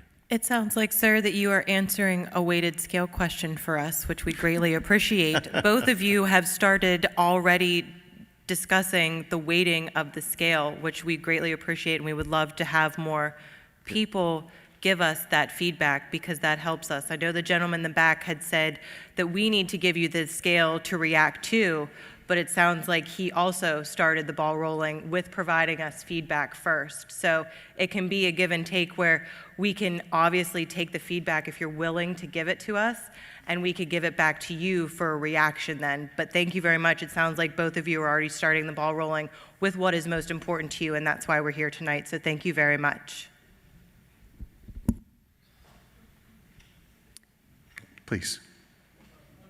We're coming to you. I see you. Letting other people speak before we come back to you, sir. Good evening. Thank you to the panel. People have different opinions. Just to be clear, this is my personal opinion, nothing to do with any organization I'm associated with. This is the largest mangrove wetland in our region. We are meant to be trying to preserve it. The mangroves are vitally important to our ecosystem and what a lot of people call the ecological heart of Grand Cayman. So, in addition to looking at trying to drop the road, the second section of it where it crosses the wettest part, if we could look at trying to drop that road, which I think you're going to be looking at all sorts of variations to avoid the most sensitive areas. Much of the environmental concerns could be prevented by rezoning both sides of the road as being environmentally sensitive land. And it would create a wildlife corridor. So my question is, could that be a mitigation point and a compromise to actually make the achievement of what we're trying to do here for everyone? Yeah, I think during the coordination of the mitigation efforts, we'll engage with kind of the different entities that are involved with land ownership and land use, but preservation of land that's already there to kind of act as conservation easements, that is an option that can be considered. Is that something of recommendations you can make as in your EIA, by the way? Mm-hmm. Okay, perfect. Thank you. Back to you, sir. Thank you. Trying to remember what the question was, but just again, 2 questions. What other information do we know will government rely on to make this decision? Because, I mean, I respect everyone that's here tonight, but 98% of what will come from this is how it impacts the environment. So what else will government have to make a decision on or by other than the environmental impact assessment? Because it seems like what the focus of this is the environment, one, which is fine. And then what other discussions have been made with stakeholders in that area? We know there's some very large landholders in that region that might be willing to sacrifice some land in other areas. If it's going through a certain developer's property, maybe they can substitute some other property in the eastern districts to the point that the lady raised earlier. If we're going through some of the mangrove wetlands, maybe there are other areas that can be not swapped, because just to what my dear friend Woody said here, we don't want to get into another NRA agreement. But, has any of the stakeholders been engaged to say, well, we're going to be going through your property, do you have other property, just to try and mitigate some of that? But I just cannot see how, if I was a decision maker, how would I make a decision based just on what's being presented here? Right. But obviously, tonight's meeting is specifically 100% about the environmental impact assessment terms of reference. Obviously, that's 100% Correct, what we're but here for. we're here because of the road. Obviously, and that maybe the National Roads Maybe Authority that's can a speak to question that. for the Yes. NRA, yeah. Okay. The environmental impact assessment doesn't only deal with the environment. The socioeconomic part is a big component to it. Pardon? It is a big component. It's part. It was part of the scoping opinion. It's within the directives for EIs. The cultural, pardon? I'm saying it's big, but we have nothing to say to show that it's big. I'm sorry. Well, I'm All right. here. What I'm saying is, what you're telling us Yep. is completely different from what you're presenting to us. You're telling us the social economic aspect of it is a big part of this assessment. You're not showing that to us here tonight in any way, shape, or form.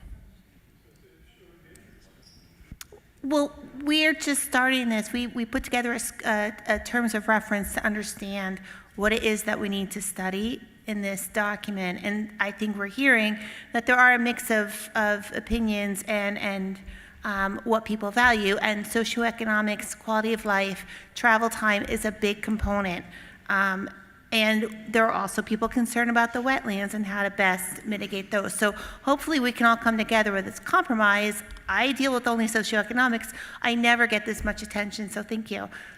Usually it's all the environmental people. We really, believe me, we want to help this process along, but in terms of that road, what percentage of the central mangrove wetland does it represent?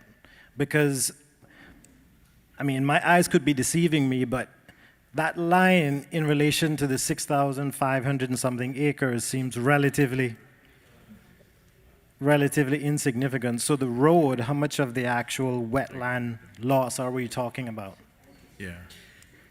That's something that we're going to be quantifying exactly during the EIA process. I believe, the scoping opinion noted that approximately 174 acres were going to be impacted, but that was just a preliminary number that was created based off of the corridor. And like we were saying, there's indirect and cumulative impacts. So you have to take into effect the hydrology of it. If you split an ecosystem in half, that can have detrimental impacts to the entire system as a whole. And that really kind of creates a trickle-down effect to the socioeconomics too. So it all plays a hand in the entire process. Okay, thank you. Thank you. Coming to you. Good evening. This is a project which is looking long-term into the future over 30, 40, 50 years, and quite rightly so. the way people are being moved about in the world is going to change in that time.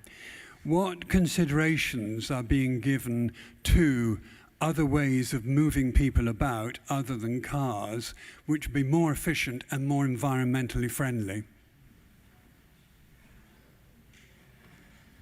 That's you guys. I don't think it's EIA. Yeah, thank you for the question. We did touch on it a little earlier.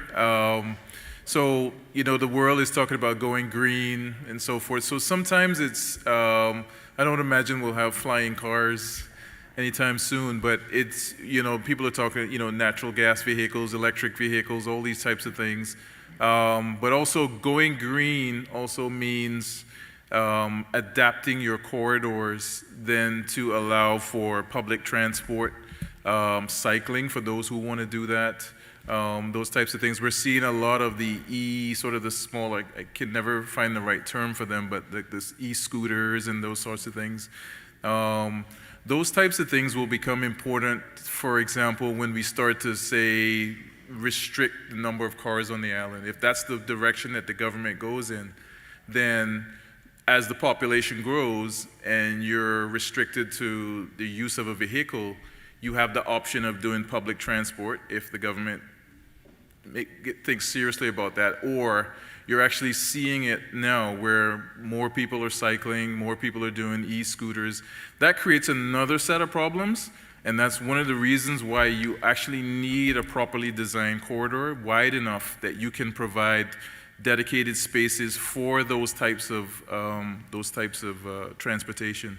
So if you're just trying to squeeze into Bodden Town Road and Shamrock Road, how are you going to be able to accommodate public transport, motor vehicles, scooters, bicycles, all that stuff? So you need that wide corridor that you can create those avenues for those who want to walk, those who want to ride a bicycle, you know, those sort of things.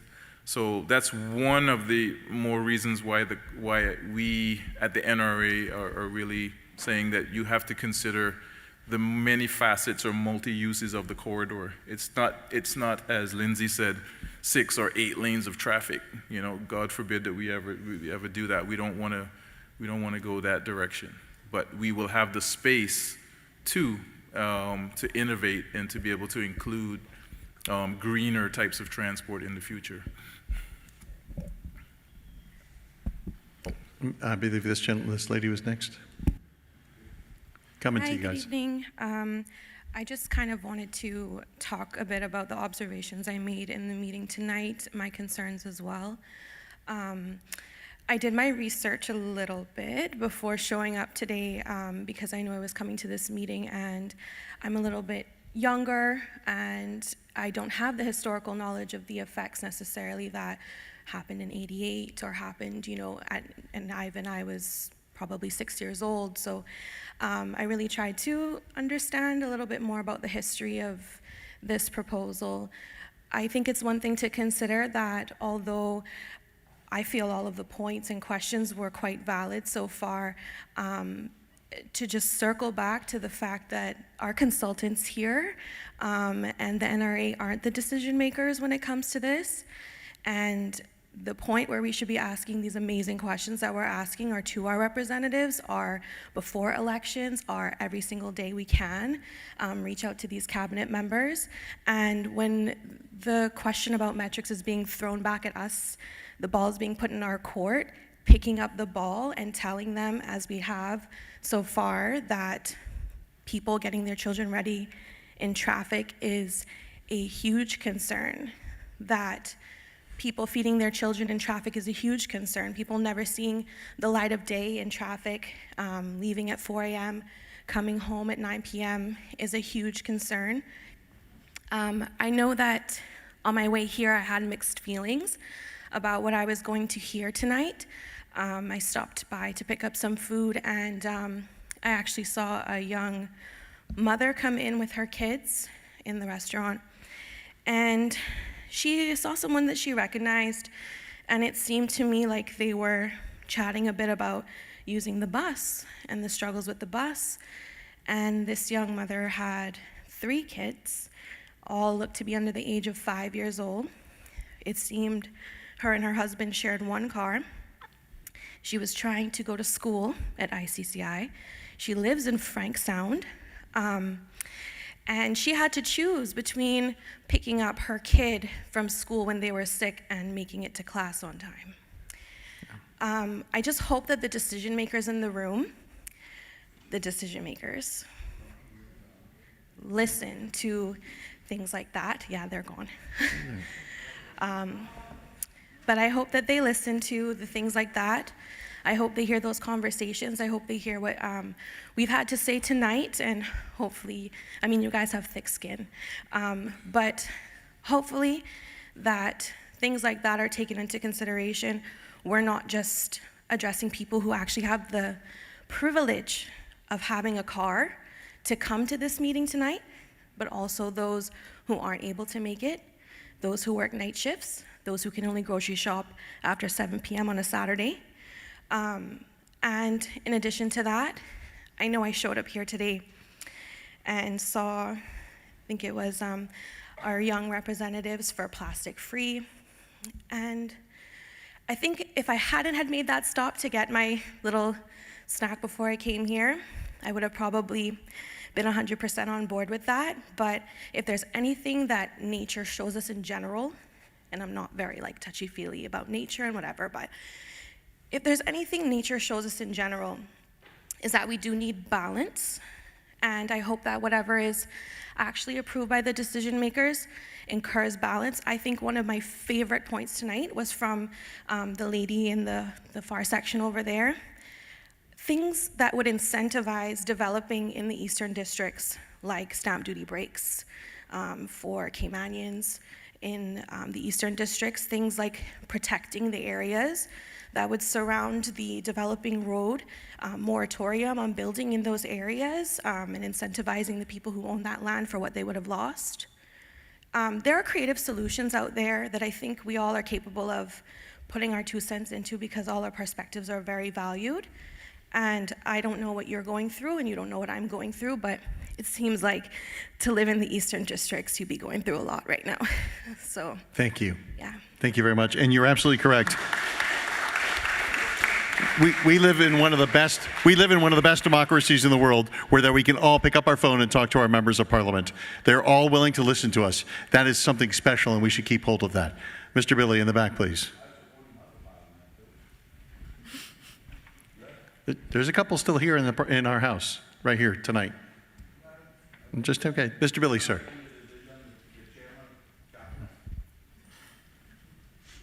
You're ready, sir. You're on. Yeah, okay. No, I just let Mr. Arden finish.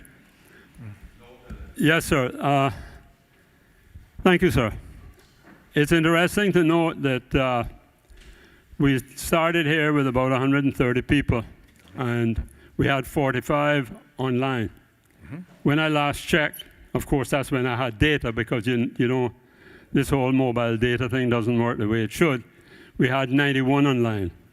So that's over 200 people for 3 hours. That's 600 man-hours, indicating an interest in what's going on here tonight, which is very good for Cayman. You know, when we look at what is being proposed here, and the big fear, as I mentioned in Northside, is that there are multiple roundabouts where you actually only have T's in the road. And we know who owns most of the land to the north. We know the types of developments that go in.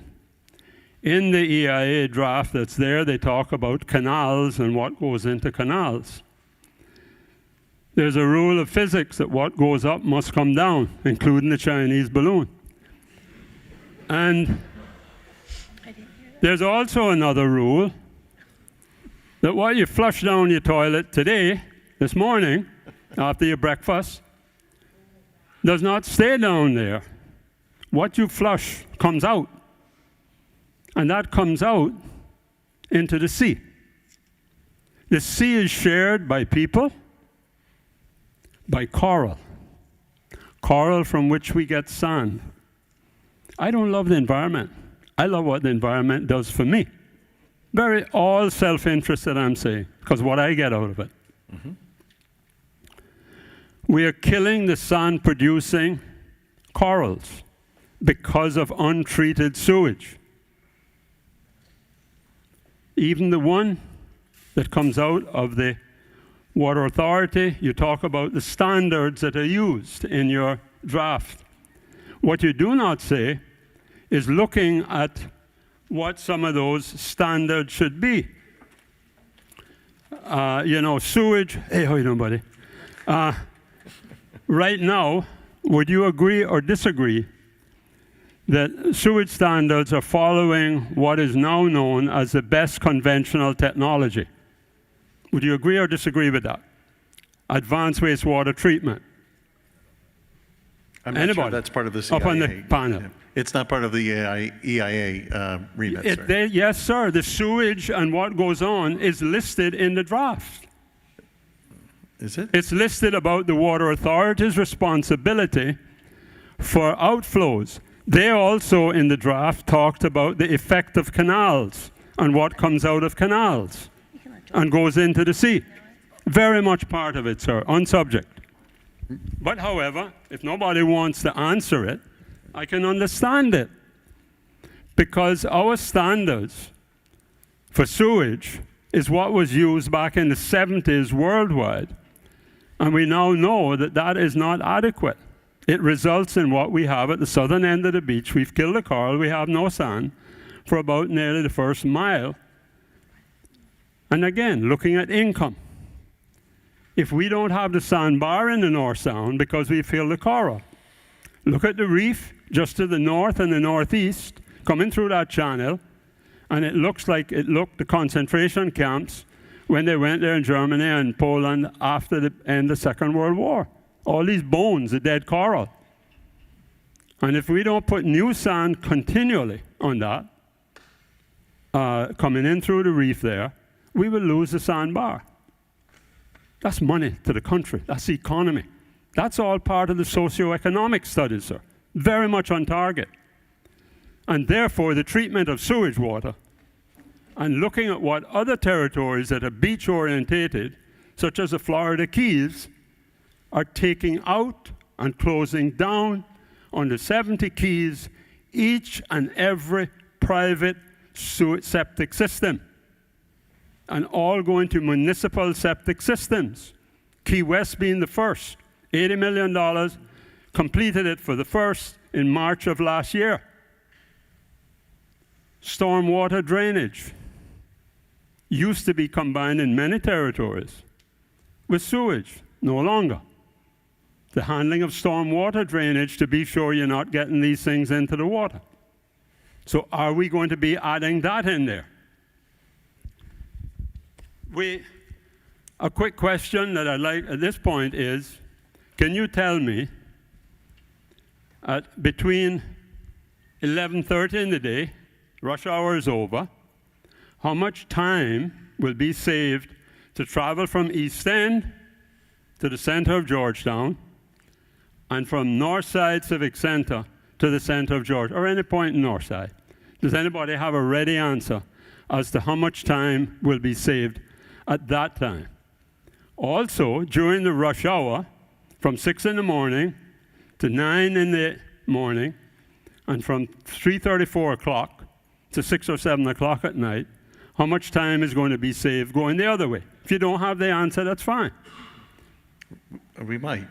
I think we've had a couple. Yeah, you can, whoever it is can answer it. You want me? I'll wait, but I have other questions. Okay. Let me answer it very quickly. Obviously, there'll be travel time savings, and you can basically, depending on how you design the road and the speed, could vary those travel time savings. But it's a little bit more than that. You have to consider, we also look at collision data in terms of, from a safety aspect. So a highway, and most people don't know this or realize this, a divided highway is much more safer than the type of roadway that we have now. And that's because there's not all these what we call side friction. So there's not all these driveways and so forth. So that's the issue that a lot of people are ignoring or not realizing in that sense. So it's not just travel time savings, it's also safety in terms of eliminating those conflicts. Yeah, so I thank you for that. Mr. Bailey, hold on. I think we do have some other comments. Including head-on collisions. So once you have a divided highway, the potential for head-on collision is greatly minimized. Yeah. And I think if I may add on to what Edward had said, when you look at travel time, you look at it from like an optimal condition, like you said, 11:30, during the day or in the middle of the day, versus 7 o'clock in the morning. When you look at things from a quality of life perspective, you also want to look at the differential between free flow conditions when it's not congested and when it is congested, and they call that travel time reliability. And I think we've heard a lot today about how unreliable that travel time really is. That there's a big difference between the rush hour travel time and then the off-peak travel time. And we've also heard about what happens when there are incidents, right? It's not reliable, not just because there's congestion, but I would imagine that if there's an incident that happens at 11:30 in the morning, once rush hour is over, it's still going to very negatively impact people's travel time. And so the reliable route that Edward was mentioning that's going to improve safety is also going to likely improve travel time reliability because there'll be multiple routes that people can use. Yes. And so then you wouldn't be in a situation where there's an accident or there's an ambulance on the road and people can't get around it because they just have 2 lanes to go on right now. Yeah. So when we look at transportation and the socioeconomic impacts, those are the types of things we're looking at. So it's more of a holistic view of things. Yeah. So Mr. Billy, I would add one more thing too, and I would say, let me pick a spot. So let's pick Peace Bay, somewhere near Meager Bay Pond. Or if you have a fatality at 11 o'clock in the day, you know what the police are going to do, right? They're going to shut down the road for hours while they do the investigation. So imagine hours, that road being impassable for hours and so forth. And that's what I'm saying is like the potential for serious accidents, including fatalities, is much, much greater on the type of roadways that we have now. And as the population grows and as you get more traffic and more of these, people coming out of driveways and so forth, and it's just going to get worse. It's going to get a whole lot worse. Sorry, sir. Neither one of the answers answered my question. I said under optimal conditions, no accidents, no storm, no flooding. Yeah. What would be the difference in time during rush hour and what would be the time at off hours? Okay, sure, I can just answer that. no, nothing stop. I understand the alternate route. I understand the multiple points of entry, which is also something which is indicative of Cayman, in that depends who asks for the right to come off the highway is who gets it. Yeah. You know how the corruption goes. So from Hearst Road... Billy, we're trying to answer the question, and we're close on time, please. So let me answer very quickly. With a response. Because it sounds like you're looking for a number. Yes. So if I drove from Old Man Bay, let's just say from Jack's gas station in Northside, from Frank Sound, if I drove from there, and Google Maps can tell you can actually punch it into Google Maps, and I drove into the government administration building, that will currently take you about 33 minutes at 11 o'clock in the day, off peak, right? If you tried to do that in the morning, and are there any East and Northsiders here? They can tell you what that is, right? That's hour and a half. So in fact, I have it here. Let me give it to you. Because someone just sent me a message. I will pull it up in a second and let you know what it is. And Mr. Billy, just so you know, we do have other questions, and we're getting close to 9 o'clock. So if you just have one more question, sir, then we can move on. It says, good morning, sir. I thought I would share an experiment that I tried this morning. I left my house in Northside at 5:45 a.m. Yeah, to see how the traffic is for persons at that time. I normally don't leave at that time. When I got to the Black Urchin Hotel, Black Urchin in Pease Bay, it was 6:06. So 5:45 from Northside to Black Urchin Hotel, 6:06 a.m., and traffic was at a standstill at Black Urchin Hotel. Wow. I made it to Tall Tree in Savannah at 7:15 a.m. So that's from Black Urchin Hotel in Pease Bay at 6:06 a.m. It took him an hour and change to get to Tall Tree. And then from Tall Tree? Yeah, but he didn't give numbers for that. But he said, I just gave up. He said, I gave up. Those are the numbers. You know? Those are the numbers that I think it would be good if you told the people. Yeah. So that we know whether at the end of the day it is fit for purpose. I want to know what your objective, measurable objectives are. Okay. Not pie in the sky. Right, so... And then tell me what the difference in time going to be after this road goes in. Yes, yeah. Thank you, Mr. In fact, Mr. Billy, we actually can, our model can tell you that on a whole, and then what we would do is the volume of vehicles, what we do is we put a number, so all of us work, right? And what we do, we look at what we call the loss of productivity. So for every hour that you're stuck in traffic, that has some value, right? Yeah. So typically from what I looked at from the census in terms of what we make our hourly wage, is somewhere around $24 an hour or something like that. So take $24 an hour, multiply it by the amount of hours that you spent in traffic, multiplied by the population, and that's where you get that million, what we talk loss of productivity, and that's now. And then when you multiply that, forecast that into the future, you're looking at somewhere, like $500 million a year in lost productivity. Thank you. Yeah, you talked about lost hours of productivity as well. It was on the Tuesday night. I forgot what that figure was. I forgot what the figure was, but it was like 10 million. Mr. Thompson addressed the problem of the multiple on and offs. From Hirsch Road to the first roundabout, 1.1 miles, currently has over 20 on and offs. And that's what's going to slow you down. Because when people who support certain politicians come and they're doing their development to the north and south, ask for it, then it's going to twist and they're going to get the right of way. On that stretch alone, where they have a turning off, there's been a death right at the end of one corner. And there's a memorial there right now. And the dangerousness of that, because we lose the effect, that's what Mr. Thompson's talking about, of having a highway. Because every time you stop and start traffic, it's a caterpillar effect. It bunches up on top of one another, and then it spreads out. Bunches up and spreads out. That's part of our problem. Lack of discipline, lack of sticking to plans, lack of following laws. That's our problem in Cayman. Thank you, Mr. Billy. Thank you for your comments. And of course, we also encourage you to send your emails to doe@gov.ky on all of these things. We have one more? Yes. Hello, good evening. I came to the meeting late, so I'll keep this short because I know everybody probably wants to get home. I just have a couple quick questions.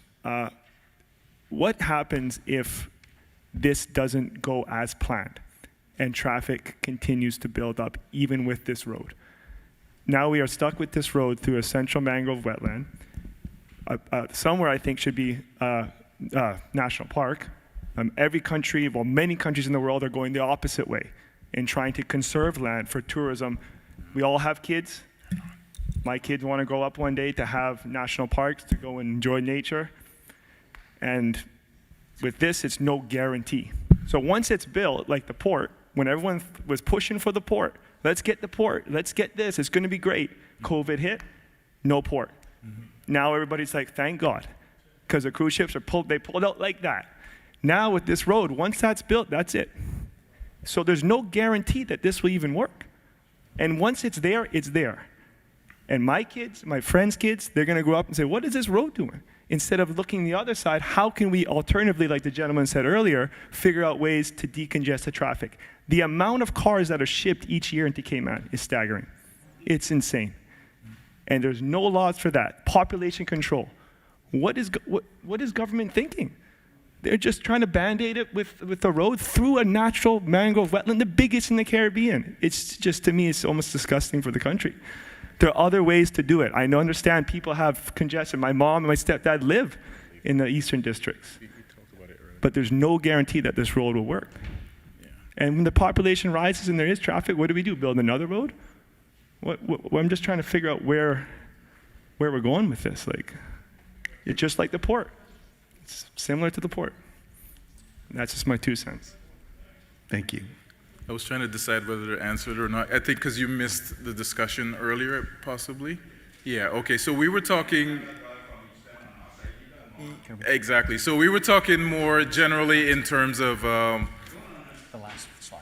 Yeah. So I will say this, that to say that this road would be sort of not fit for purpose or none is categorically not correct. So we gave reasons earlier, and I think I don't want to get back into all of them because it would take me another couple of minutes to explain all of the different uses of the road, because we covered that earlier.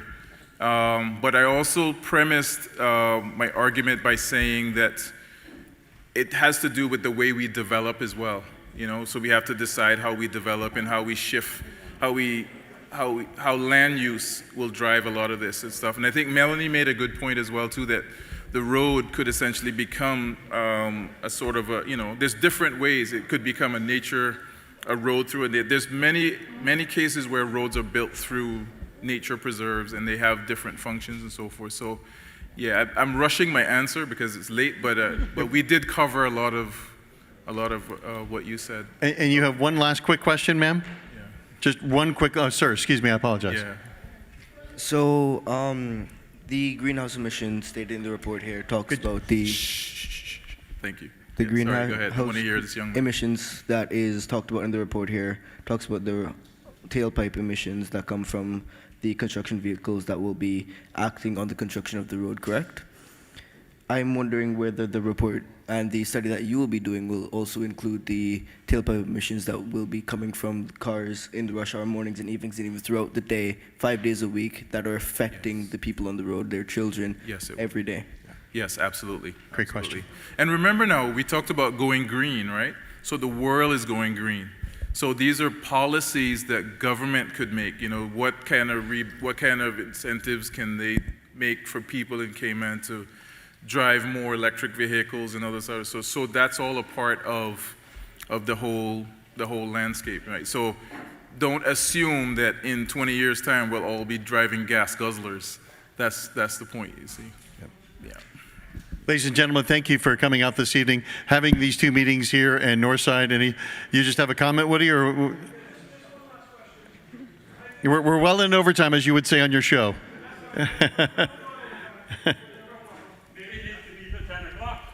No, the question is, and I think a former member of cabinet brought it up, that we are not privy to, and the workings and the mechanisms of cabinet, which was with Mr. McLean, and then Mr. Jackson, whom many would revere as a predominant force in legalese in terms of planning and development law. I gotta ask Miss Gina, having the information we now have, because I didn't understand this was actually gazetted back in 2005, I think maybe many persons here was just as surprised as I was, because a lot of things we don't look at a gazette. Having said that, can cabinet, to Mr. Arden's point, completely ignore this whole entire process because the ultimate decision comes down to them? I would say, kind of like what a CPA did some time ago with the NCC, that says, look, we can take your advice, but we don't have to follow it. Is that a real circumstance? Because to Mr. Arden's point, this is all into futility then.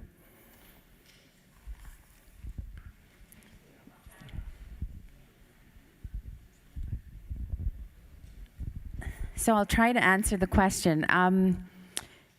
The cabinet, at the end of this process, the cabinet will have a document called an environmental statement that will summarize the outcome. Yes, absolutely. They can take the information and decide that there is some other overriding public concern that that is worth more, but I think that the benefit of doing the EIA, Please let her finish. Well, thank you. the benefit of doing the EIA is that you, the public, will also have all of the information that they have, because the environmental statement in a draft form will be out for public consultation as well. So that's another phase of the EIA. When the consultants have done their studies and they have assessed the impacts, then they will summarize all of that information in an environmental statement. That draft environmental statement will come to the public as well. And they will then be able to, the public, you, will be able to see, along with the Environmental Assessment Board and Cabinet, what the effects of the road will be. So, yes, there is a requirement in the National Conservation Law for all documentation involved in the environmental impact assessment to be made public. Thank you very much, Mrs. Ebanks-Petrie. Appreciate it. And once again, we really appreciate your involvement here this evening. This is what a true democracy is all about, listening to what the people have to say. Please make sure you make your submissions before February 20th via email at doe.gov.ky. Thank you all for attendance, and have a good evening. Drive safely.